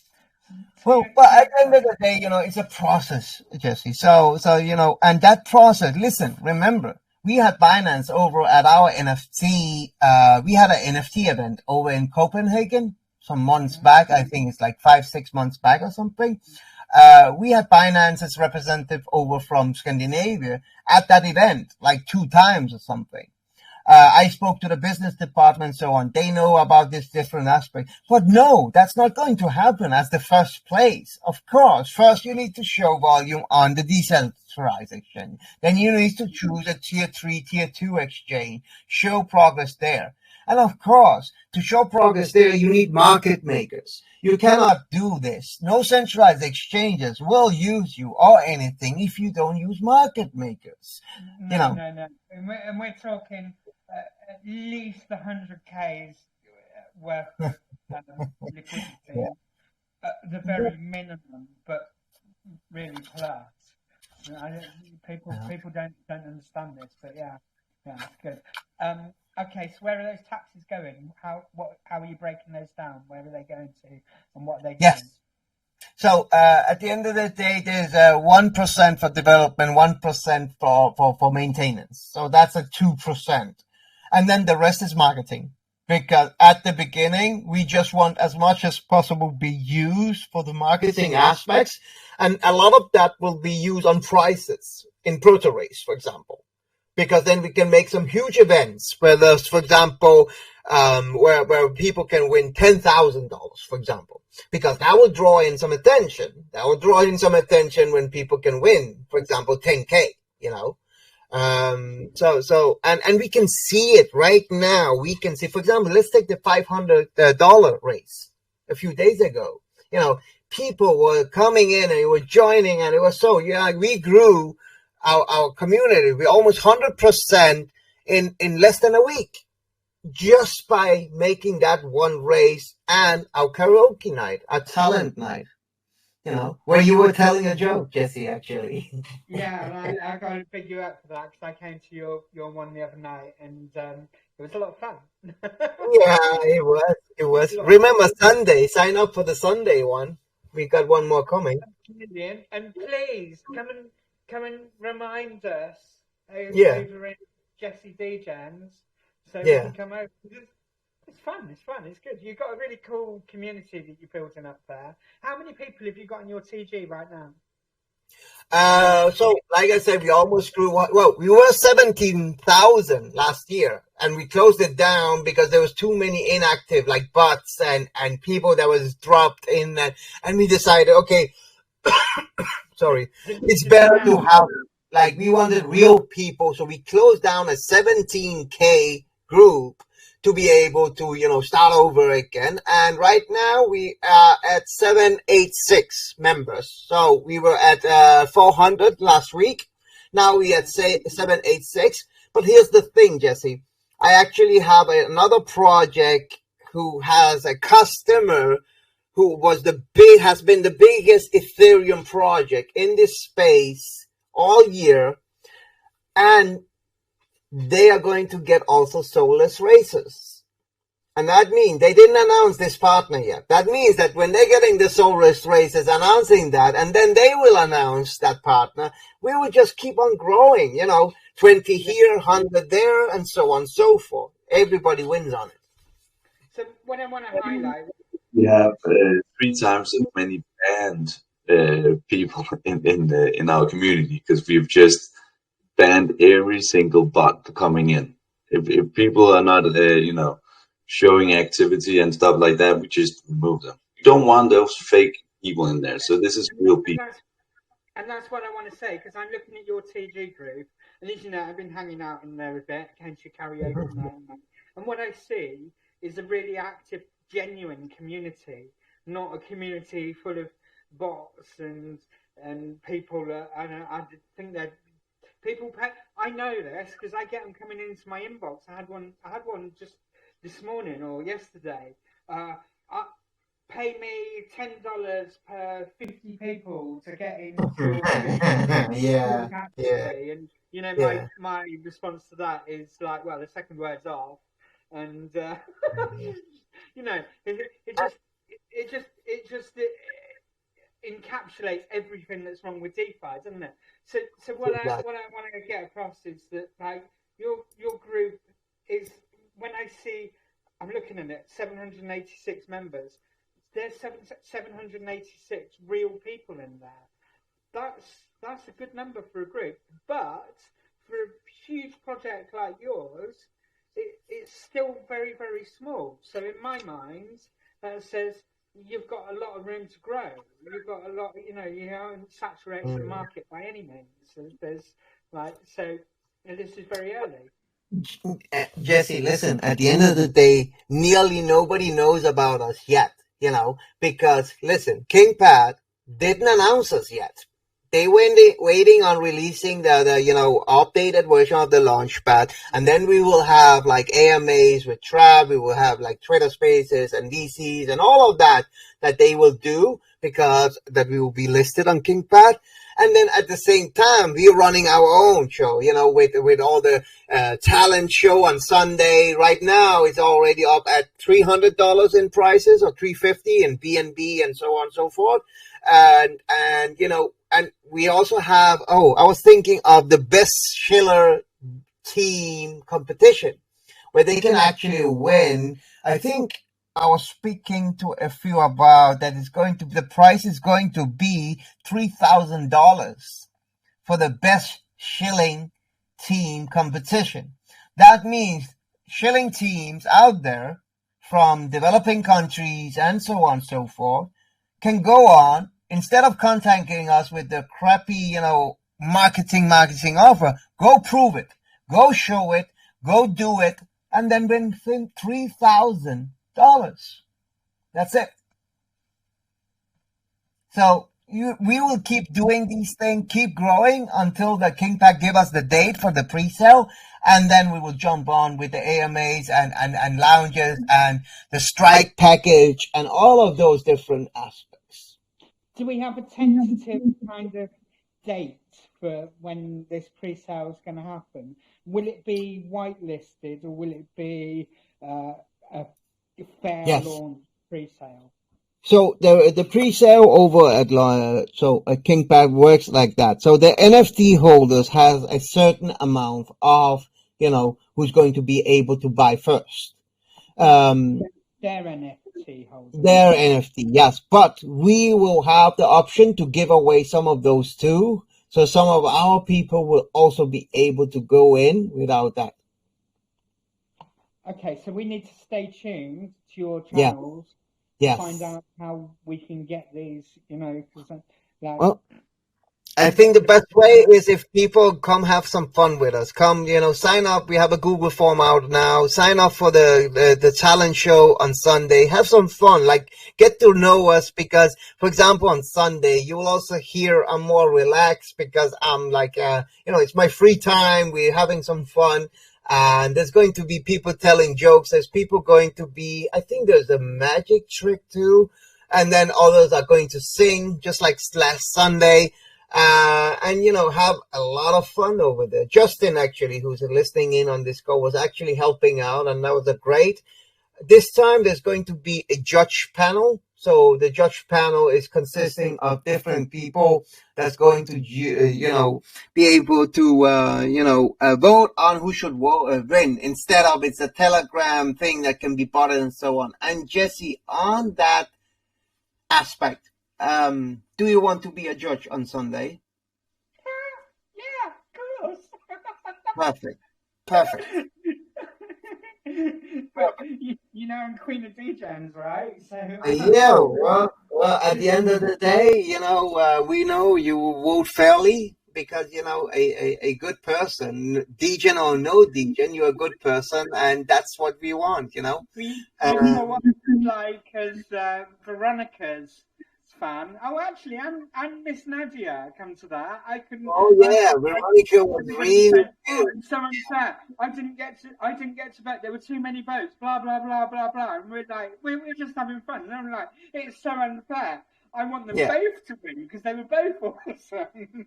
And they did, didn't they? They split the pot Yeah, it between was them. really And if cool. you listen to the video we shared on our news channel, you can clearly hear that they were actually the best at singing. They were. And it was a singing competition. Like, because I'm not being funny, but some of those others that you are, it's just like, oh my god, you know those outtakes that you get from the talent show, America's Got Talent, Britain's Got Talent, whatever, and they're just horrific, and they over.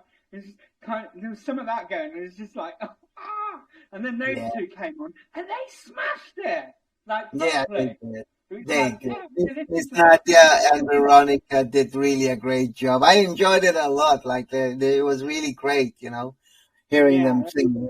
But this Sunday, it's like a talent show, so people can decide themselves if they want to, but they need to fill the form first to tell about the talent, what it is, because that way we also have a chance to be able to set up prices for different categories. So it can be more fair, Yeah, it's very, very fair. It's very cool. Right, I'm seeing in our little chat now, speaking of lovely Nadia, she says that all the NFTs are sent. So can we load up our Jesse Degen's race now and get that on the way? Is that? Yeah, let's do that. Plenty of time now. Yeah, well, at the end of the day, let's close this off with a fundraise among the Degen, Jesse Degen community. Let's do that. Well, at the end of the day, talk people through it, what they need to do, load up the waiting room, and obviously, I'm going to say it now. This is BSC. Connect your wallets to BSC to the D app that Carmelo or Casper will share now. If you can share that. Let me share it over here. Yeah. Let me go over and create the race actually, because I need to change blockchain because my Hero Duck, the creators, are over on Ethereum and they are not on Binance Smart Chain, and the DApp won't accept it. You just mentioned that word again, and I'm still traumatized from that. I haven't been over there for like 2 years, and I'm still traumatized. I keep looking at his face. I'm like, nah. Ethereum. Those gas fees. Okay, I get it. I remember spending $300 on one transaction back then. Wow. Did you? I saw in the news the other week that somebody paid 152 ETH to fees to buy an NFT that was worth like 2 ETH or something stupid. Just like, no. Talk about Camilla, do you remember you screen recorded the first NFT on the new updated Ethereum chain? Yes, I remember that. I can't remember how much, but that was a crazy amount of gas used to mint the first NFT after the update. It was crazy. I know, it makes me, every time I look at it, I must stop. I just saw the name of this this video recording. I love your controversy. Controversy? Yeah. Did you see? Well, that came from almost both duck race right. Yeah. Fuck it. Was it the one with the fuck race? Yeah, that's the one. We're about to do the fuck race. that was my keyboard this morning when I was all the time since I've been talking to you guys. It wants to write fuck, dick, anything but duck, basically. I don't know what that says about my communication skills, but I do. Between the DJs, right? And then I sent that promo out this morning, and then I quickly deleted it everywhere that I'd sent it to, and I hope nobody had noticed because it said "fuck race." And a couple of people got back to me, and they're like, "Oh, we like the original. It was really funny." So I was just like, "Oh well, fuck it." D-Gen Z5. I'm running with it now. Okay, let's do a. Oh, wait a second. Anybody knows what an Elysian NFT is? No, tell us. Okay. Well, Elysian NFTs, they made this profile picture staking. That means that if you go to Twitter and use their NFT as your profile picture, you're earning staking rewards. We had a Twitter space with them the other day. Great, Miles is a great person, and you know the founder over there, really dedicated. And I actually minted a few of them just to help them mint out the other day. And what about letting people win one of those? So should we let them win 20 BUSD or one of those NFTs? You decide. What's worth the most? Well, the NFT was worth more because that minted at, let me see here. I think they are like about 0.2 or 0.15. I don't remember. Something like that. That's a better first price than $30 for sure, isn't it? Well, let's do the 20 BUSD so we ensure no DJs go dump on their NFT, and then we can do another race another time for that NFT, just be sure. But here's the thing. Let us add a sponsor here. Let us add. Do you have a banner, Jesse? Yeah, of course. Yeah, send me a banner, please, if you have it. I'm not the digital art person. Let me go and make a quick banner here. 2 seconds. Let me make a quick banner here. Wait 1 sec. I will use your profile picture here to just make a quick banner here. So let me just make a we have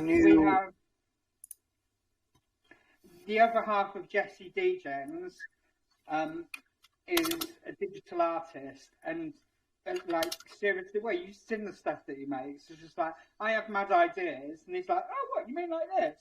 And it's like 100 times better than the way that I described it in the Madden bit. So we're very blessed here. Sounds like you have your own magic mic. Yeah, well, oh, you're so funny. No, I will just make quickly a banner here, just for the sake of example. And he's not Magic Mike, sadly not here. Thank you for sticking with us for all this time. I mean, like I said right from the beginning, this is like, and I know you guys have so much more to talk about, and to just be looking at everything that you've got here. So thank you for taking us all through it, and thank you everyone that's been here and that's been listening and participating. Yeah, definitely. Patiently waiting for the duck race. Yeah, definitely. So there we got a banner there as the race sponsor. So you see behind the airplane in the game, there is a banner, and that's for you. For example, as a lounge. Let's say you have an AMA. I don't see your screen. Share your screen. I'm sharing my screen. You can't see it. Well, I'm seeing it. Yeah, I see it now. Okay, got it. No, Jesse, let's say you have an AMA with a project and they want to sponsor some NFT or tokens or BUSD, whatever it is. And then you say, okay, cool, I will add you as a race sponsor. They will be in the game. Hold on, one sec, because on my side here, your screen, it says video on pause. Let me stop sharing and just share it again, just to be sure. I think others can see it. So let's see if you can see it. That's better. I can see it. I need it so that we can see it on the video recording for people to watch back. Okay. Perfect. Okay. Super. So this is the banner here, race sponsor. Yes, you can see I put it on here. Let me put just the banner here. That will be behind the airplane. And then you can go add the links and so on. So for example, let's just say that whoever is, what is the sponsor name? Let's just say that this is, let's just say this is Protoverse just for the fun of it. And Jesse Egens. And then you add a link. Just for the sake of example, I will just add the Protoverse stake here so we can get over here. Perfect. And superb. Okay. And let me see here. Oh, I'm missing a profile picture here. Let me choose one. Let me choose the BSC Soulless Ducks there. And I will save it. And the time lobby. So how long time people have to subscribe before the game lobby opens? It's really important that this time is set ahead of time. People need time to subscribe. So this is, I made it with my team, so it will show local times. That's why it's showing right now that 1:30 in the night, because right here, right now, it's 1:30 a.m. And I made it like that because I got tired of people. Oh, is it UTC? Is it, EST? Is it whatever? Don't talk to me about time zones. I know, just hear you mention it. And this is why this will just show the people's local times. And then it doesn't matter. So every single person going in and creating will be able to see their own times. Also when they need to see when is the race. That's amazing for me. Well, it's helpful at least, and you don't need to guess about, So one. I mean, it's so cool that we're literally all around the world and working together, but it's so difficult to coordinate, isn't it? Yeah, definitely. And then you can set like a different race links. I would just choose 30 seconds. You can also take a degen 15 seconds. That's really fast. Or up to 5 minutes. That's like a snail. It goes really slow. Yeah. we take the 30 seconds here just for example. Like buying Ethereum to me. And then the prices here. Let's just say that 40 people can go in. Number of price. Let's just pick one. And it's going to be tokens. It can also be an NFT or whitelist.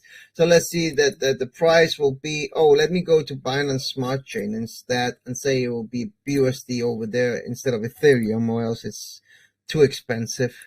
Yeah, I don't think so Binance Smart Chain. yeah, definitely. Let's just say BNB, and let's say $20 in BNB. It's 0.66. Wait. Hold on. Because we've advertised this. Yeah. First place is $30. Second place is $20. And third place is $10. Okay, then I apologize. I don't look at that. Okay. I don't spend much time on that. So you tell me what should it be? In Jesse Degens after you guys leave. First is 30. $60. How many prices? Three? Did you say, Casper? Three. First, yes. Second, third. First is 30. 30. In BNB, it's fine? Yeah. Okay. So that's 30, that's 0.099.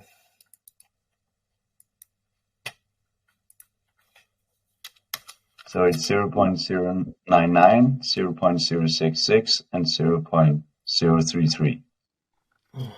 Okay, let me take first place.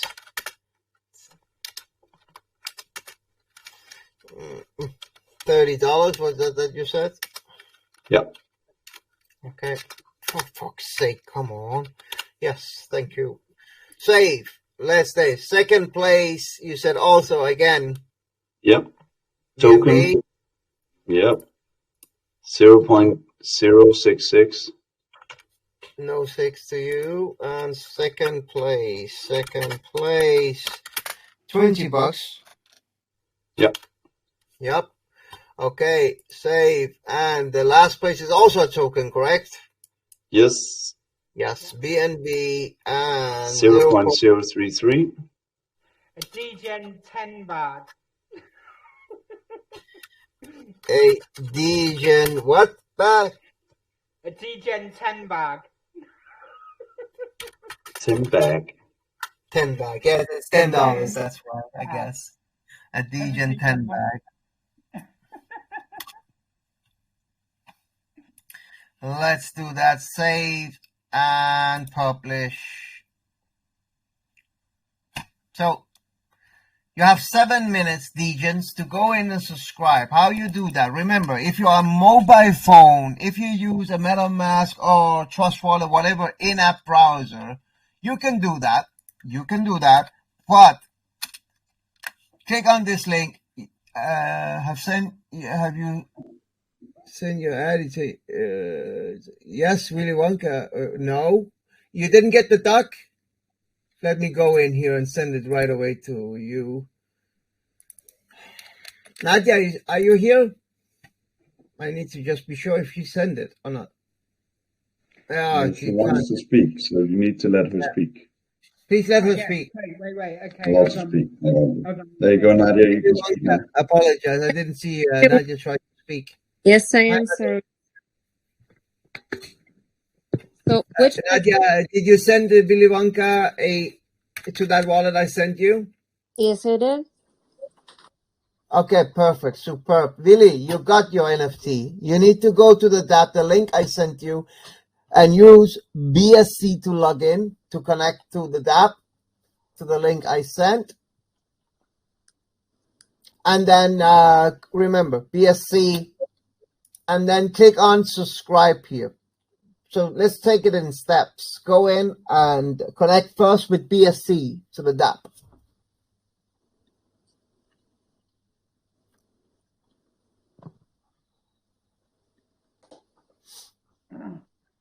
So this is just like connecting to any other dApp. Yes, correct. You copy and paste the address into your wallet browser of choice, and then connect your wallet on BSC to the dApp, and then that's it. Happy days. Yeah.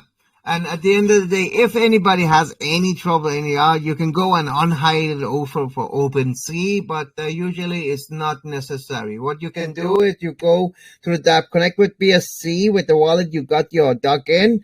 I can do it with BSC too, because I have a soulless friendly friends over from that partnership. I click on subscribe, and what happens here is I need to choose what NFT do I want to race with. Because people have different NFTs sometimes or many times, and they use different ones in each race. So let me choose a soulless friendly friends raiser over here. And you click on Let's Duck and Go. Yeah. That's it. You get a successful message. You have successfully subscribed to the race. And it's a race in the dApp, right? In 4 minutes, this button will become yellow, but only for those who subscribe. So it's important that people take their wallet, connect now, and you don't need anything for gas. You don't need anything for gas because it's gas-free signatures that will confirm that you own the wallet and you own the NFTs.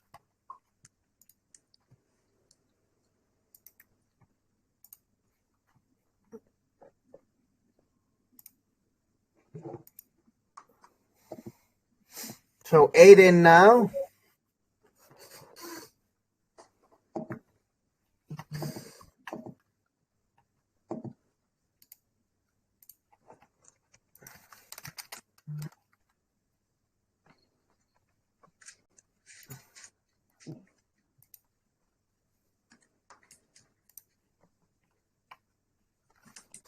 So go in and subscribe, because you have 3 minutes and 55 seconds to subscribe.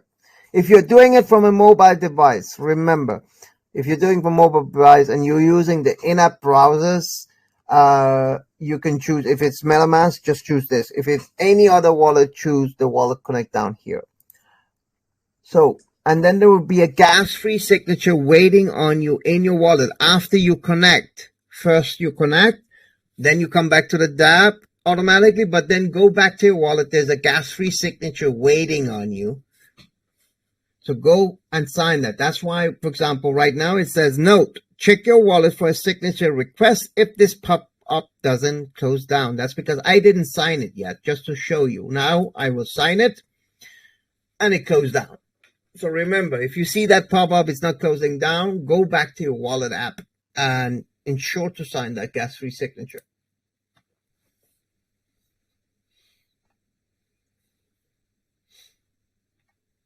Perfect. And I see 11 now.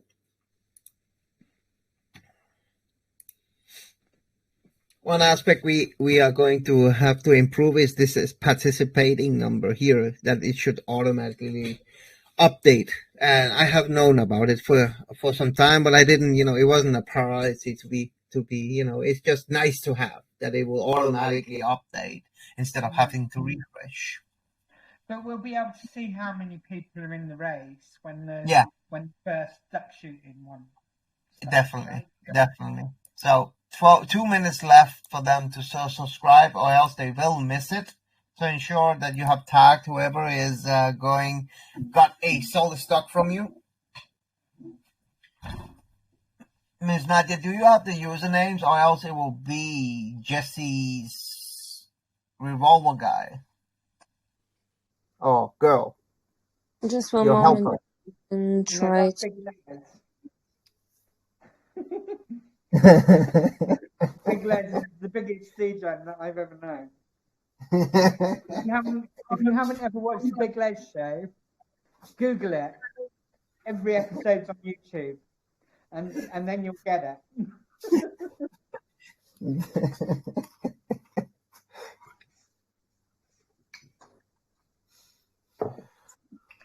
Well, allow me here at the end of taking a small drink because it's like 2 in the night and I should have stopped working a long time ago. Yeah. This has been a marathon. Well, when are you coming to Bulgaria? Then you'll also meet Nadia and some of the others. They're also living over here. That'd be amazing. Do you know, last year, a couple of us we were actually planning to come on a trip, but then COVID and everything that went with it, we wanting to come in that direction. There's nothing now. Like you can freely, travel. Yeah. So the problem is that I'm a DJ and no money. Well, Bulgaria is cheap, Jesse. Bulgaria is much cheaper than Spain. You said you live in Valencia. That's the thing. My lorry costs a lot. Oh yeah. But yeah, I love to travel, so. Yeah.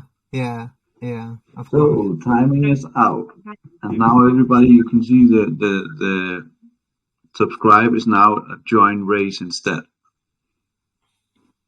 So everybody needs to go in and click the join race, and it will go into the DApp instead. Yeah, remember one thing, if you are a mobile device and you're using the in-app browser, they do not support mostly of the MetaMask, Trust Wallet, and so on, do not support landscape mode, and the game is currently in landscape mode. That means you have two choices right now before clicking this button. Either go and connect with a normal browser before you click on this button. If you click on this button while being in the in-app browser, just go and copy the link here that starts with game and paste that into a normal browser. If you're using MetaMask, you have an icon down to the right where you can leave to a normal browser. Just use that because it will ask you to tilt your phone in landscape mode. So, and that's MetaMask and Trust Wallet and so on do not support it. They do not support landscape mode, sadly. It's a pity. Yeah. But no, but I want it that way.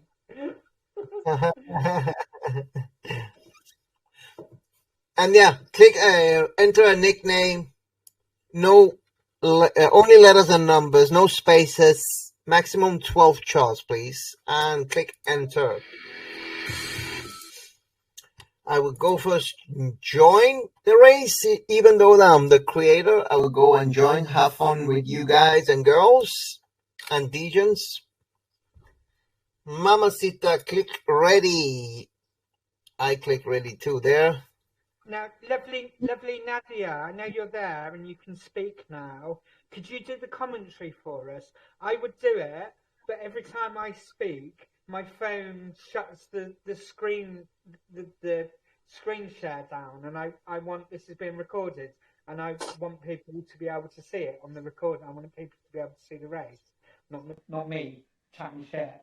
So, Nadia, would you be able to do? Because I've heard you doing commentary, and you're like, it's good. Of course, yes. Thank you. And again, Jesse, look, remember, it's 2 a.m. Nadia is here on her own time at 2 a.m. Even though, she is, employee, but she's here on her own time. She's not required to stay this late, And that's because, she loves what she's doing. Well, I will let her speak for herself, but I know she does. And when you guys are properly mooning and buying all the Lambos, I'm sure you will be looking after Nadia and all of your team, right? Well, at the end of the day, we already are. You can ask Nadia. I actually sent her an NFT as late as yesterday, actually, as a gift. I believe you. Of course. Well, it shows. That's how you have a good team. Because you respect them. Respecting each other. It's about respect, even though, you pay a salary and so on. It's about respecting each other, right? Yeah. If you weren't a good company and you didn't treat your employees well, then they would not be doing twice as many hours as they're being paid for, would they? No, fuck hell no. No. So that's volumes. Degen or not Degen, remember that, when somebody is working if you're not happy where you are, you won't work that many hours. You won't work, stay up until late nights and so on. So you're there because you care, you have fun. But Nadia, please go ahead and you can tell a little bit yourself instead of I sound like somebody who's trying to pump it up to something. Yeah, please go ahead, Nadia. No, that it's true, sir. So I really love what I'm doing. I enjoy the races, and I've started like a year ago without anything about crypto, completely zero. And then I've learned everything step by step until here I am today. Complete. Yeah. She didn't even have a wallet, Jesse. She didn't even know what a crypto wallet is when Nadia. I remember, Nadia, you were so scared when you started. So Nadia had like a proper baptism of fire, not only learning all about crypto, but also coming in just as we're heading into the depths of the bear market, right? Yeah. Now stick around with it. I know you will because you're like an integral part of this thing. But we got the good stuff that's just around the corner. 18 months time, woo-hoo! We're going to be off to the races again. So are we ready to go, or are we waiting for a few more? Or? Just start the race now. They've had enough time to get in. If they haven't yes. Miss Nadia, please go ahead and make your comments. I will shut up and mute so you can comment the show. Remember, it's you who got the game, Camelo. Yeah, I'm so used to it. It's like Nadia or Irene or one of the other hosties who's hosting the game. Let me go back here because I'm just joining here for the race. Let me go and host the race since I'm the host. Thank you, Casper. And you see, this is the only one that's green. The others are finished. And you see, Jesse, here it is, the X's. I won't click it now. But if I click any of these, I will exclude them from the race. I see. So this is the workaround for now.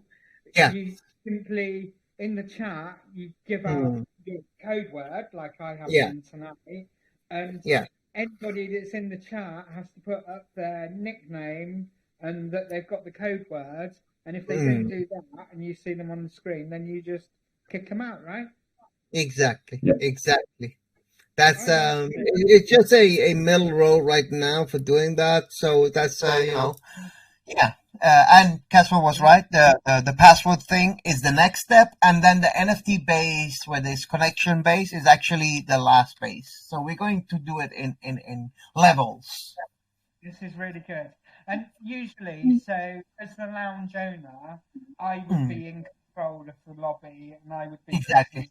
Yes, because you will be the creator, wouldn't you, of the race, and that means that you will be in charge of. Okay, well, this is my giveaway. You are on my VC. Oh, this wallet is not. This username is not. And a good thing we learned is to tell people use your same name at the same name that they have on Telegram, and it's so easy to recognize. And then you can just kick anybody who's not present on the VC, and you get value for whatever giveaway you're giving away for some project, whatever. And then in version 2, you're going to make it even simpler because you'll have that built into your UI, that functionality built into your UI, right? Yeah, well, at the end of the day, that will be automatic in the sense of that you can choose, okay, this is a private race only for the Jesse Degens in the VC. Click on a button and it will take all of the names within the VC, put it in, but they're NFTs too. So yeah, definitely. That's, at the end of the day, that's all it's about. Okay, ladies and gents, and I see Willie made it too. That's good to see Willie here too. Everybody's ready. 13 people. Let's stuck and go. There's no pre-round. Yes, Nadia. Go ahead. I couldn't hear you, sorry. Yes, in the other case, when more than 16 people are in the lobby, the pre-round will be triggered, as we've seen in the previous race. But in this one, we are going straight to the main race. How about it? And you can comment. 2, 1. Our decks are lined up. Let's see who will hit. Which lane will be? We see the Jogo Soulless deck is leading, but is he going to hold his speed or slow down? Let's see, Gustavo, Melek. Hey, you're falling behind with that friendly frog. Oh, we have the Duck Hunter. He went very fast, unexpected. Kevin, Nadia. It was the Duck Hunter, Kevin, who won, actually. I can see. Willie got second. Really? You got the second place. Nice. Okay, go. We will send over those parts. And Nico Chama. Oh, wait. Isn't that... I can't recognize that dog. I think, isn't that Nico? I can't see that.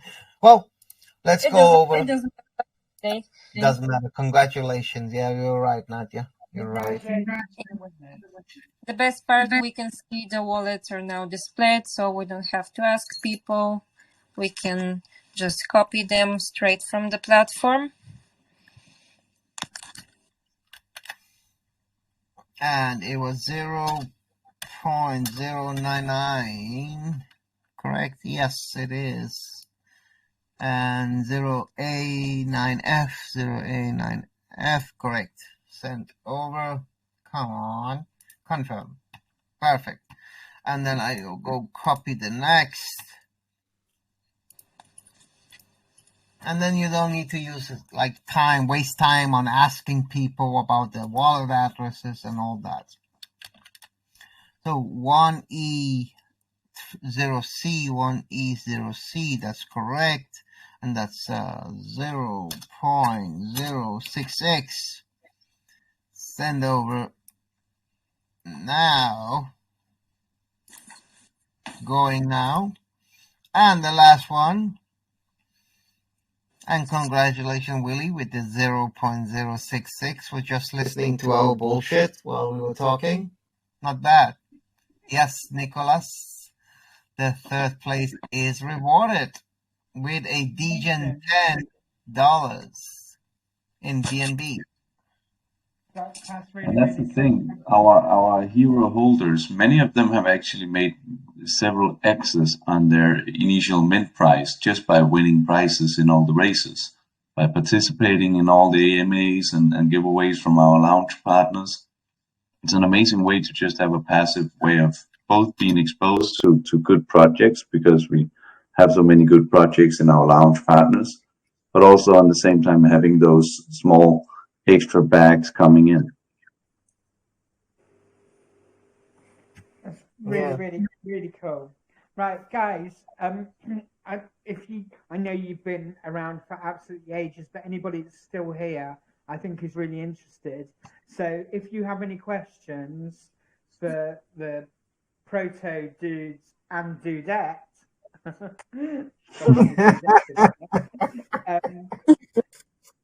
please put them in the chat now, and you guys can go through them and just answer them. Let's see. Does anybody have any questions that's still here? Willie says nice. Megan says congrats, guys. Let me go here Says, sweet. and look in your group. Yeah, you got $20, Willie. Woo! Yeah, 20, yeah? So I think it was 0.066 BNB anyway. That's what's in the... Yeah. Guys, I want to say to you, thank you so much. You've been really good sports, and like, honestly, this has been a real treat for me because this is something that's actually really interesting. So, it's been really, really cool. Willie's saying that he's going to check your website out, so you've got at least one fan there. I think you probably won a few people over tonight. And like, well, you know, have a fan page. Jesse, I want to say something to the last one listening in. The last one listening in, I want to say if they are part of any project in any way, either on a team or a community member, let them know that we have started to accept soulless racing dog. If you saw, I was using a frog in mine. So let me go here just to show, and I hope it's okay with you. I share this. It's from another project, but I will just share it here so people understand what I mean. So these soulless racing NFTs is something we can do for some other good projects. And that means if you know a project that would benefit of a additional utility while they focus on building whatever else they have as a main primary focus, and at least let people have some fun, we are able to connect them and add their NFT in the game, and they can participate in giveaways and all of these different fun aspects and have fun in the meantime. So let us know if you know anybody out there. Amazing. Thank you so much, guys. Is there anything else that you haven't told us that you really want to tell us before you go tonight? What? I didn't hear the last. Is there anything that you want to tell us that you haven't had a chance to, or it's just come to mind? You're like, oh yeah, this little golden nugget. At the end of the day, our token launch is coming up, and we're going to be on Arbitrum. And I can promise you one thing: as soon as we go on centralized exchanges, we will have market makers helping us.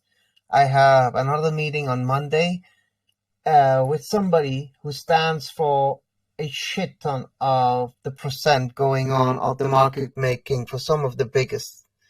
At the end of the day, listen, I sacrificed a lot to be here today. I moved to Bulgaria 2.5 years ago, like I said, to be able to start building Protoverse, because one of us had to do it because of regulations and all that compliance bullshit.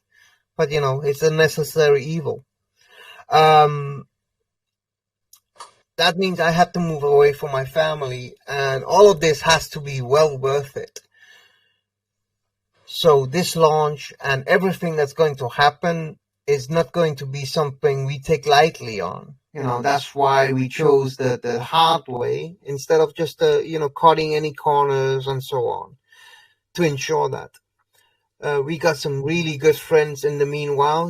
When you've been in this space for this long, you get some good friends. And I'm just happy, to have friends like, Larry Overfor, who was with Certic, Comet, from Comet Calls, and now being accepted over on KingPad. We just wait on them to announce it. And these different aspects. Yeah, we're going to make this count. And we're going to make it count in a way that we ensure that everybody who supported us the last few years will be able to be rewarded. But remember, any OGs will be staking. That means they have no available supply on launch. The only available supply at launch will only be those who buy at launch. That's it. Everybody else will be staking. And actually, they chose to stake up to 2 years. So, yeah, that's a long stake. yeah. All right, guys. We have been here. This has been a marathon, but you've kept my interest all the way through, which is saying something like. I'm well known for having the attention span of a gnat and the memory of a goldfish, so keep really saying something. But Thank since you. we Thank you, Busy. started looking at your projects, it's I've said it once, I've said it a million times. Is you have a Pandora's box full of possibilities and good stuff here that has real use case, which is amazing. This is one of the things that I love about being in DeFi, Web3. It's exciting, the possibilities, because we're here. This is the start. We started, but we're only just getting going now. Yeah. And it's been really cool to have you guys with us tonight. I really appreciate you. Thank you. You've been great guests. Thank you. And thank you for having us. And it's great. And you're right. You were talking just now about how we meet people from all around the world. And this, for me, is one of the really cool things about DeFi, is that we do. We not only get to transact without barriers, but we get to connect as well. And that's really powerful. And that's the one of the truest things about decentralization, I think, and going back to the Jesse, with crypto, nobody needs to feel lonely anymore. Like, exactly. At the end of the day, I'm a big fan of the original ideas and vision of the cypherpunks that brought us blockchain technology in the form of Bitcoin to start with. And this was the thing, we wanted decentralized systems, take away barriers, and bring people together. And look what's happening tonight. We're sat all around the world, and we're together. This is really cool. Yeah, so, definitely. Coming along tonight, I'm going to wrap this up now. Yes. And well, I'm a member of your community now too, and I hope you guys will keep coming in. I see you on Sunday, Jesse, as a judge. Remember, Sunday, 6 p.m. You'll be reminding me because I have a memory of gold. Yeah. We will. It's not your help reminding you about it also. I think I'll manage it. I'll remember. But please do keep coming in here and because this is how we grow communities together, isn't it? Yeah, definitely. I think we have a lot in common. Real people who are interested in doing real stuff. So thank you. Thank you for your time too, and thank you everybody listening in. And say night. I will stop the recording now and switch my camera off. But I'll leave the chat open for anybody that wants to hang out and have a chat, or if you want to fuck off and go to sleep now. I know I'm tired. I'm ready to go to bed. So, but thank you so much for coming here tonight.